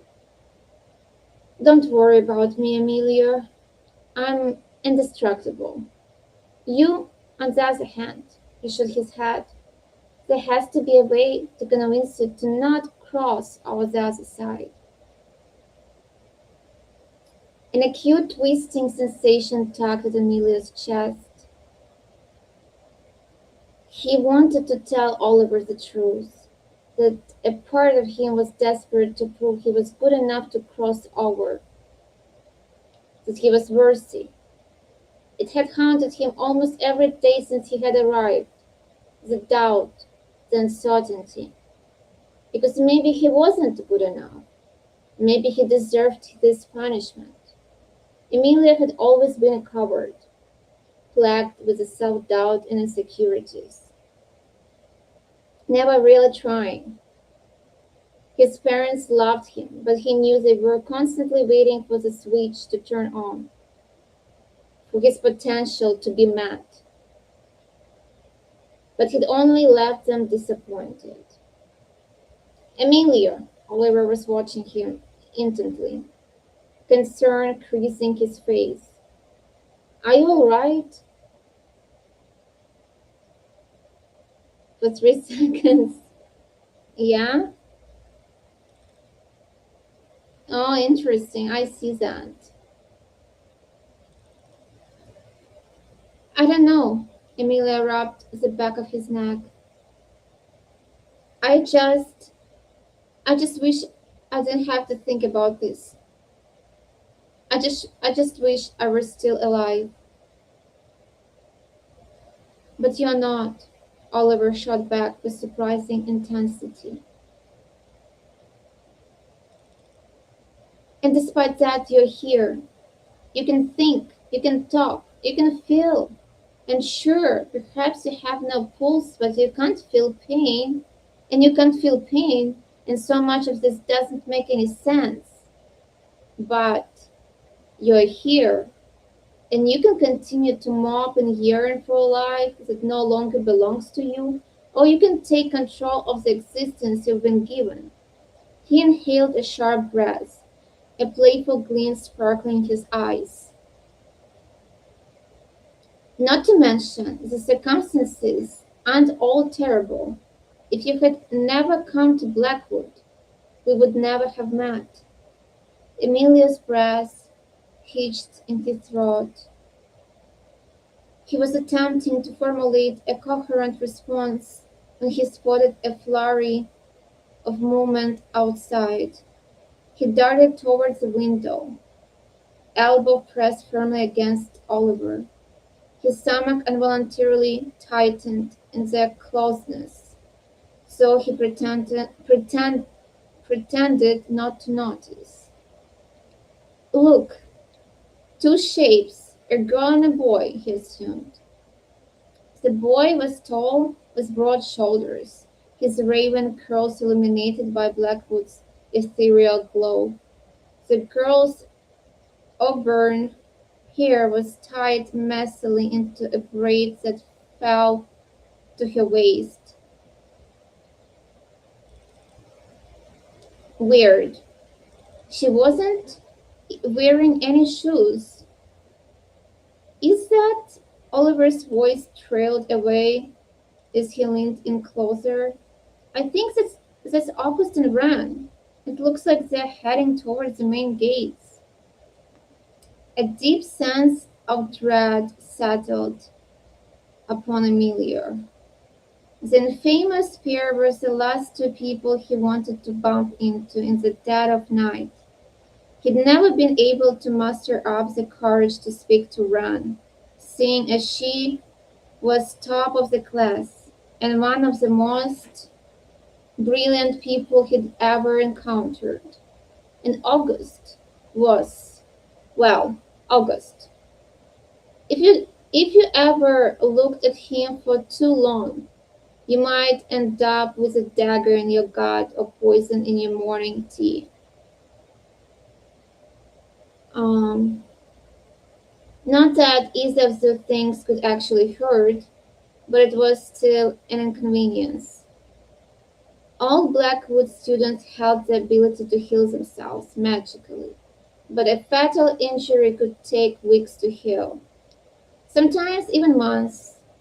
Nobody wanted to be the unlucky bastard who spent nearly half the year in the infirmary in a comatose state rather than focusing on grades and solidifying their chances at the decennial.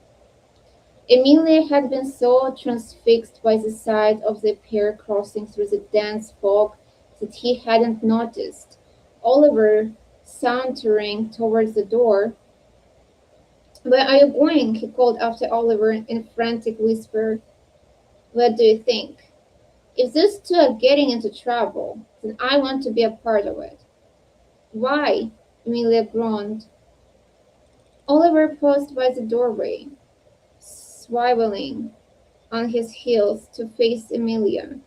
He smirked at him with the infamous crooked smile, dimples sprouting on his cheeks. Why not?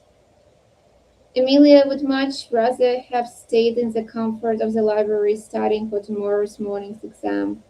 But he knew Oliver had no intention of staying behind. And despite himself, Emilia had no intention of letting him go on his own. So, with one simultaneous note, the pair turned towards the door, shoulder to shoulder, step by step, and walked into the night. Okay, we finished. We finished second chapter. Do you like it?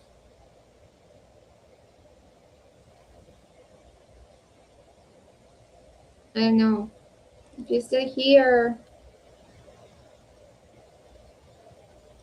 you probably don't want the third chapter, do you?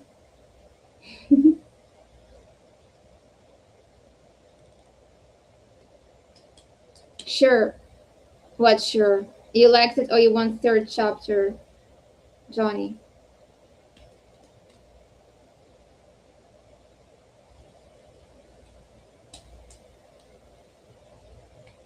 I definitely wasn't doom scrolling the whole time. Oh my god. No, so you wanna say you didn't like it? Johnny, I'm not asleep yet. Lol. Well, let me see how big it is. It's kinda quite big.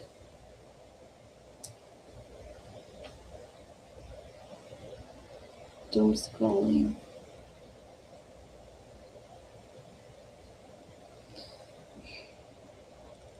Okay, the third chapter is Iran.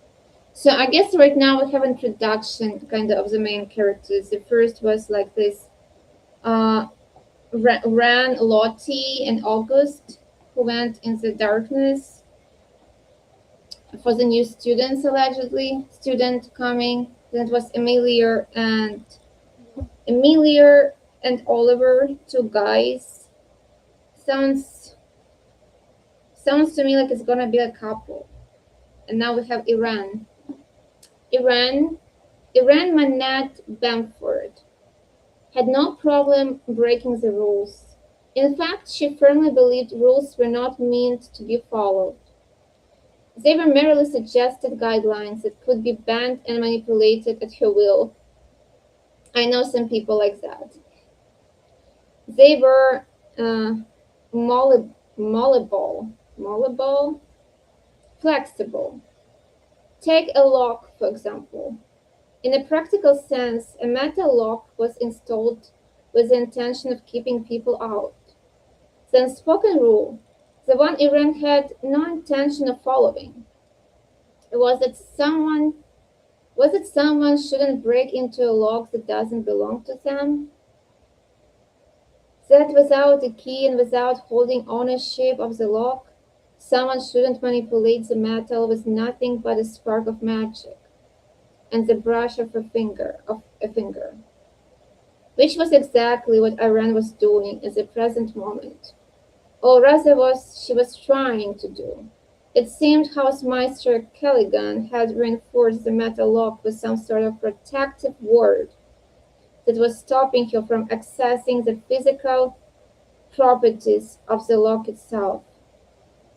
Iran furrowed her brow and clenched her teeth to relieve the pressure building at her temples.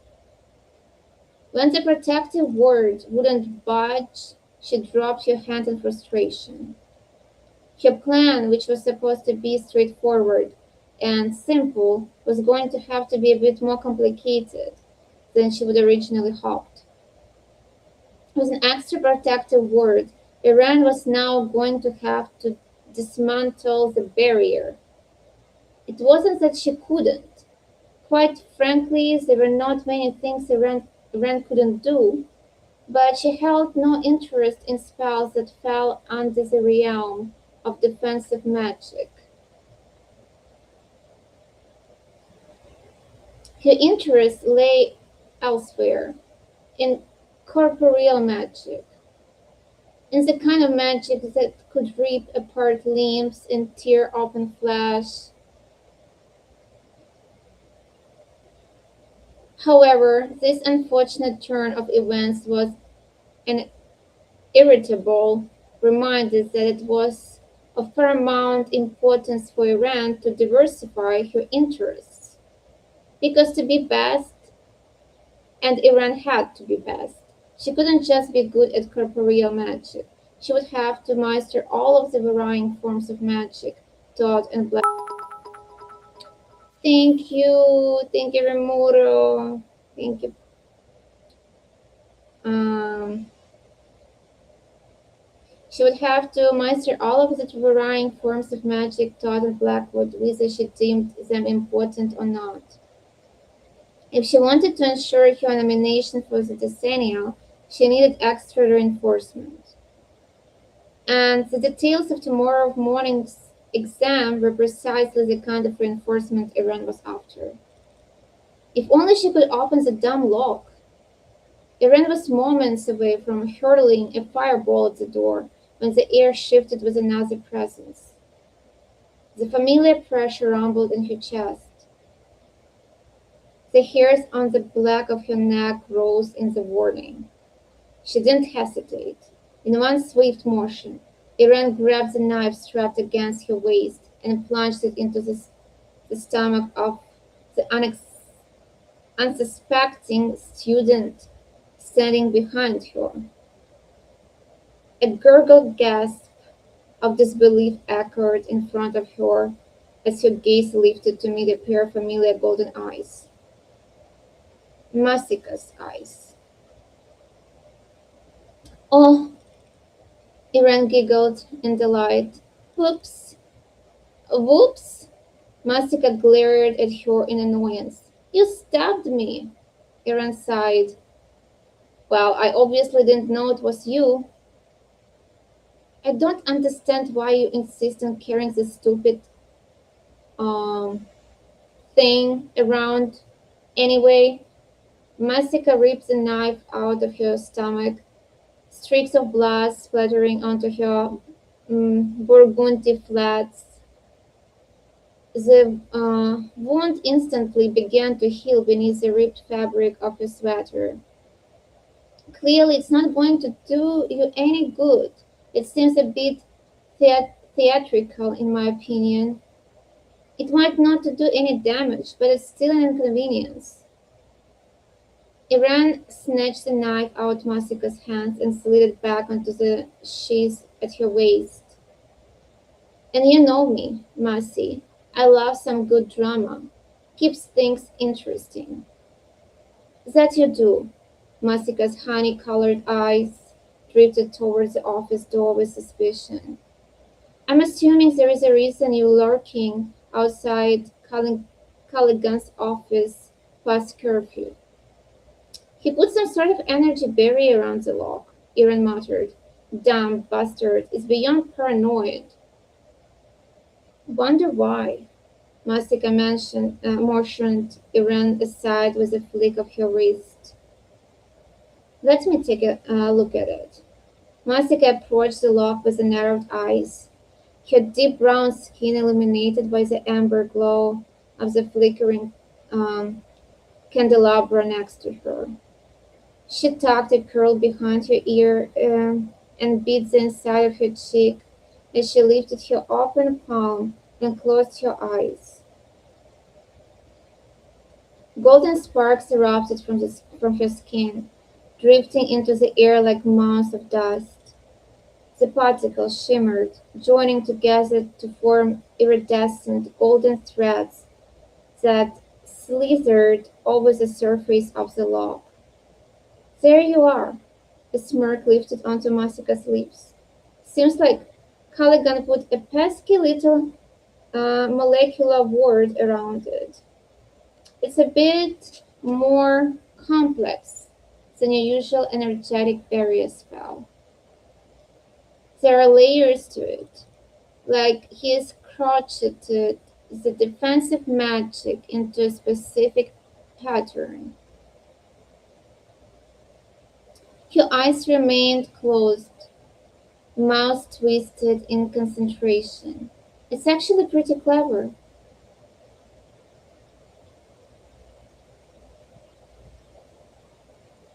More like annoying, Iran huffed. Either way, I already tried dismantling it. It's not going to be as simple as... Done. What? Masika dropped her hand and leaned against the door frame. She swayed slightly, a bit of sweat trickling down her forehead. The magic had cost her, as magic always did for Blackwood students. Go on. The word is down. Iran hesitated, unwilling to accept that he'd been able. Thank you, Remura. Iran hesitated, unwilling to accept that her friend had been able to dismantle the ward in a matter of seconds. She knew Masika was talented. She had always been skilled at defensive magic. But Iran hadn't realized that her skills had gotten that good. It was unnerving, and the tiniest bit infuriating. Their friendship worked because they existed on an even playing field. Oh, on 11 playing field. No, even playing field. Okay, I'm sorry. On an even playing field. Where Masika lacked, Iran flourished. Where Iran faltered, Masika excelled. The scales were balanced, neither of them ever outshining the other.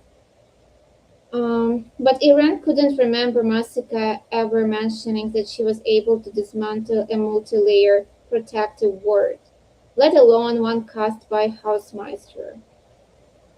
Iran could feel the scales tipping, and she didn't like the side they favored. Nicely done, she said, careful to keep her tone light. She stepped forward and pressed her fingertips against the door.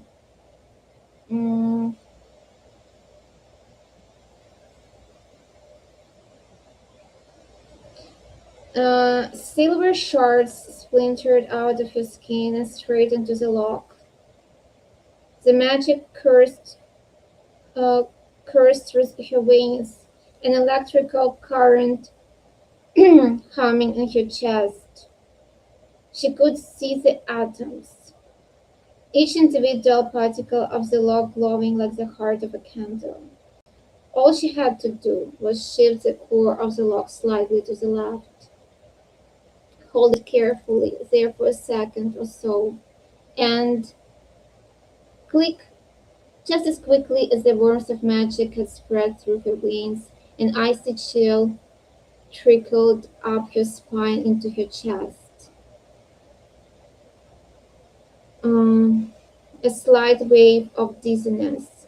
She quickly brushed it off, accustomed to the familiar aftermath of using large quantities of magic. Finally, Iran whispered as the door swung open. She peered over her shoulder at Masika. Care to join me? Do you really think Caligan's exam tomorrow is going to have any sway over the nomination? Masika asked with an exasperated sigh. I'm sure they already decided the nominee. I'm not leaving anything to chance. Iran eyed the dismantled lock with a curious expression, a seed of doubt blossoming in her chest. She cleared her throat and took a chance.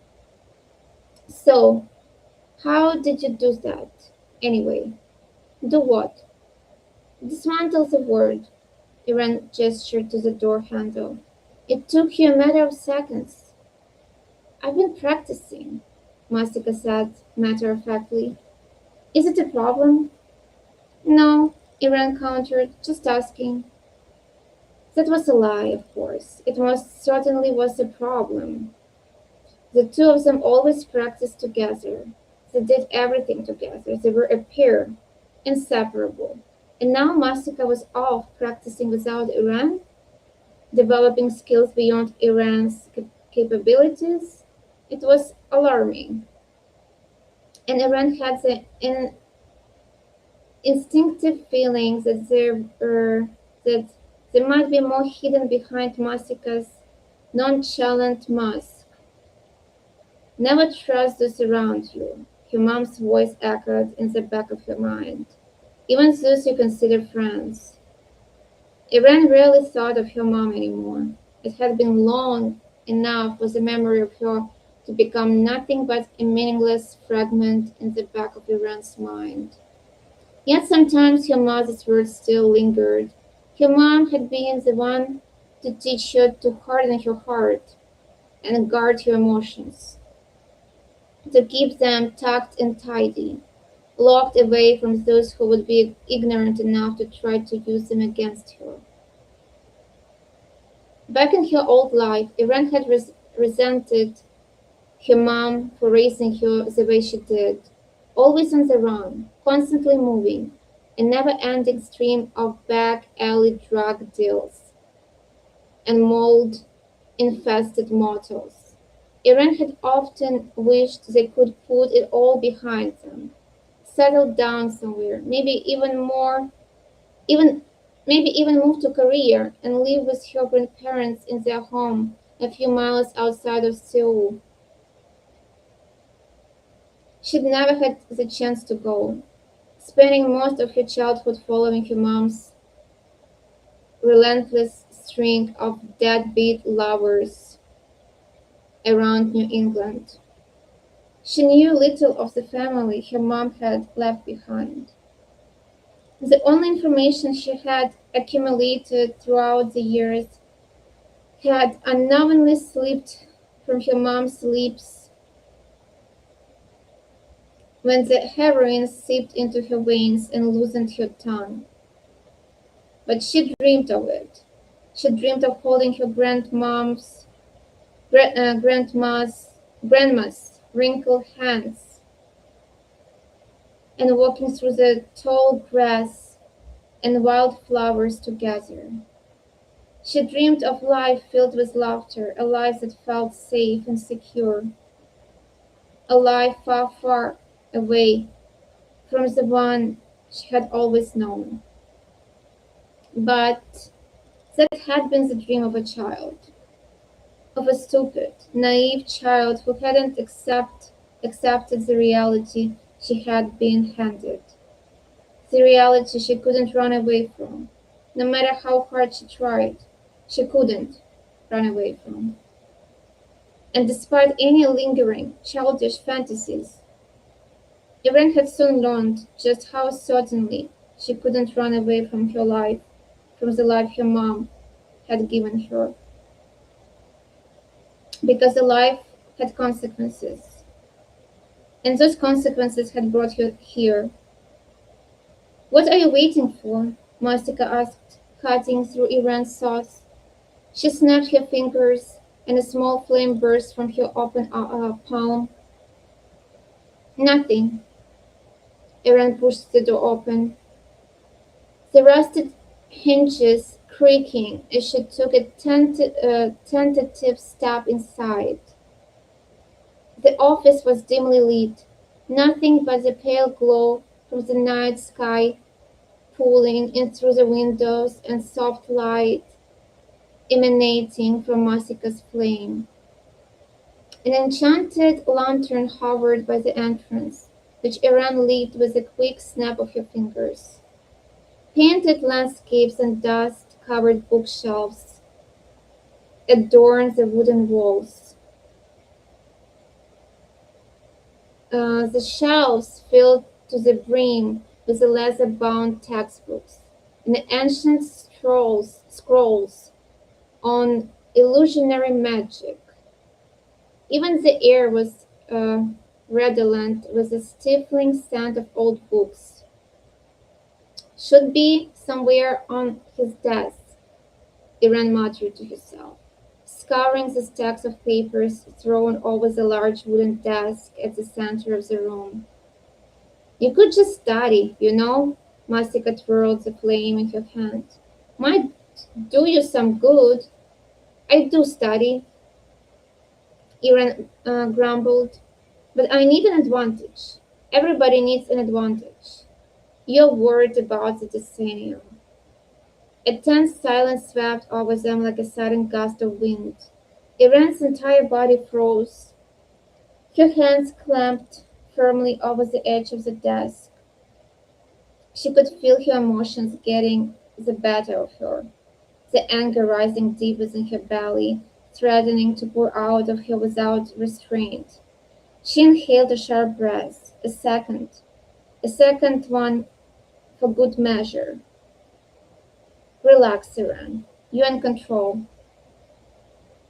"I am not worried." She spoke the word slowly. Being prepared is not a bad thing. And if there is a chance the stupid exam is what is standing between me and assessing my full power, then so be it. Masika stepped forward. Eren still hadn't glanced up, but she could feel her friend's eyes boring into the side of her face. Look, I get it. The decennial is important for us, for all of us. I'd obviously love to be nominated, but Masika's words trailed off as she let out a soft sigh. It's a game of luck. There are so many of us who are talented, who are good enough, but I'm good enough. Eren slammed her fist onto the desk. An inkpot rattled and tumbled to the floor. There is nobody who deserves this more than me. Nobody who has worked harder. She paused, steadying her breathing. Her control was slipping, edging, closer towards the rage, begging to break free. She inhaled a long, steadying breath and glanced up, finally meeting Masika's eyes. And if you think I'm going to spend another 10 years wasting my potential, draining my magic until I'm dumped into the ether to reap insolent souls for the rest of eternity, then you clearly don't know me at all. Silence reverberated between them. Masika's eyes were filled with emotion Eren couldn't quite read. But before either of them could say anything else, something caught Eren's attention. A large envelope tucked beneath a stack of old exams. She let out a sigh of relief. There you are. I knew I could find it, honestly. Caligan should really clean up a bit in here. It's an absolute. Eren, Masika cleared her throat. You're still not considering the other option, are you? Eren blinked in surprise. She hadn't been expecting that. What? Last decennial, Masika began, her words slow and steady. When the nomination went to Avery, you got drunk and went on a tirade about becoming a Demian. You said, I'd rather the shadows swallow me whole than waste another second here. Eren stiffened. I didn't mean that, because that isn't an option. Masika walked forward. If you give up your humanity and start using shadow magic, it could destroy you. You've heard the stories? The more shadow magic Demians use, the less human they become. Not to mention that you would lose all the parts that belong to the person you used to be when you were alive. Little did Masika know, that was precisely the reason why Eren wanted to join them. I was just drunk, Eren sighed. Saying that was a mistake. You promise? Masika's voice wavered. The question was a moment of weakness. She knew that, and yet here she was, exposing her vulnerabilities to Eren, handing over her heart on a silver platter. Eren swallowed her remorse. I promise. She didn't want to lie to her only friend, but she had no other choice. Masika had lost someone to the Demian Order long ago, before Eren had ever arrived at Blackwood. Eren knew little of what had happened between them. Tidbits of information she had managed to coax out of Masika over the years. But the details were blurry. All Eren knew was that Masika had once cared for someone and the Demian Order had taken them away. Which meant that if Masika ever found out Eren was considering joining them, she would never forgive her. Luckily for Eren, Masika didn't stay on the topic long. She leaned forward abruptly, as if something had caught her by surprise. Where on earth are they going? Who? Masika scurried towards the window. It's Oliver. He is running towards the main gates with a newbie. Iran shrugged. So? What do you mean, so? You're going to tell me you're not the least bit curious as to where they're heading off to this late at night? I don't really bother concerning myself with Oliver's late night uh, escapades. Escapades. Right, Masika chuckled. Because he preferred breaking into offices and stealing confidential files. Exactly. Okay, but what if it is something that concerns you? Something sparked within Iran. Like what? I don't know. Masika slid open the window and hoisted one leg over to the other side, amber eyes gleaming under the silver glow of the sky. Only one way to find out. Yeah, other people told me that. Okay, I guess it's enough.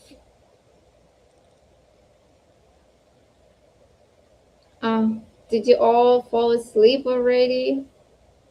You know, Johnny, Nasi, Remura, I don't know if you're still here. Only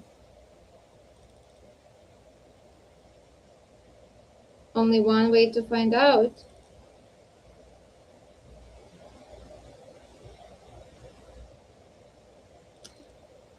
Still here. Chapter 4. No, no, no, no. You don't listen, do you? I mean, if you really enjoy it, but it's already pretty late for me, so I need to do other stuff.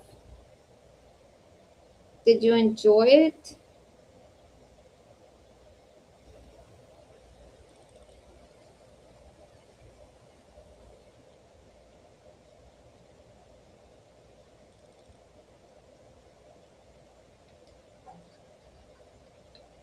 I don't know what it is about. Well, you still didn't like. Well, it's about like school.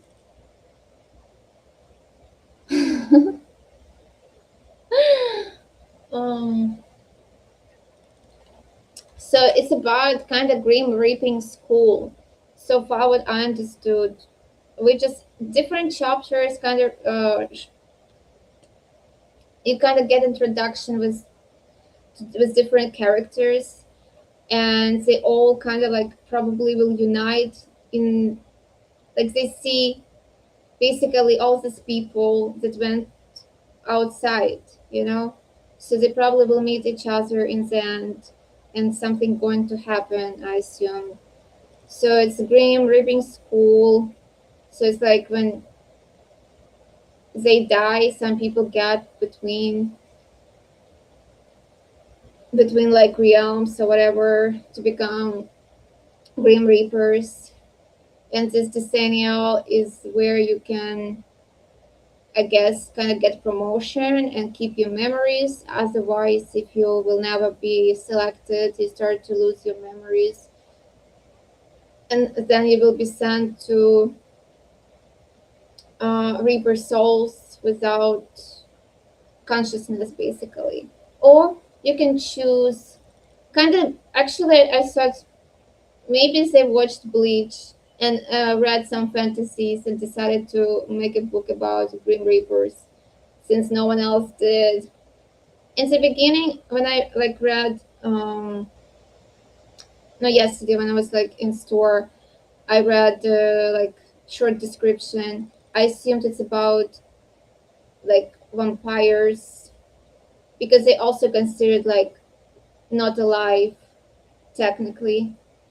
So, but turned out it's not. So, yeah, or they can go to this like Demian order and starts using shadow magic that also gonna eventually take their soul. Basically, it seems only like a sad ending if you're not gonna be selected. Sounds a lot like AI story to me. One of these AI advertisements on YouTube. I don't know. But I mean,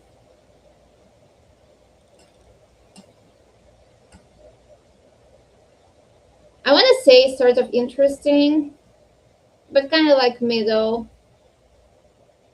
mid. I just always get sold. Like books, like fantasy books, always get sold by cover to me. When I like the cover and I'm like, it's so beautiful. I like it. Yeah, I take it. Okay, guys. Thank you for coming. Sweet dreams. Have a good rest of the day. I'm also getting hungry. Yeah. See you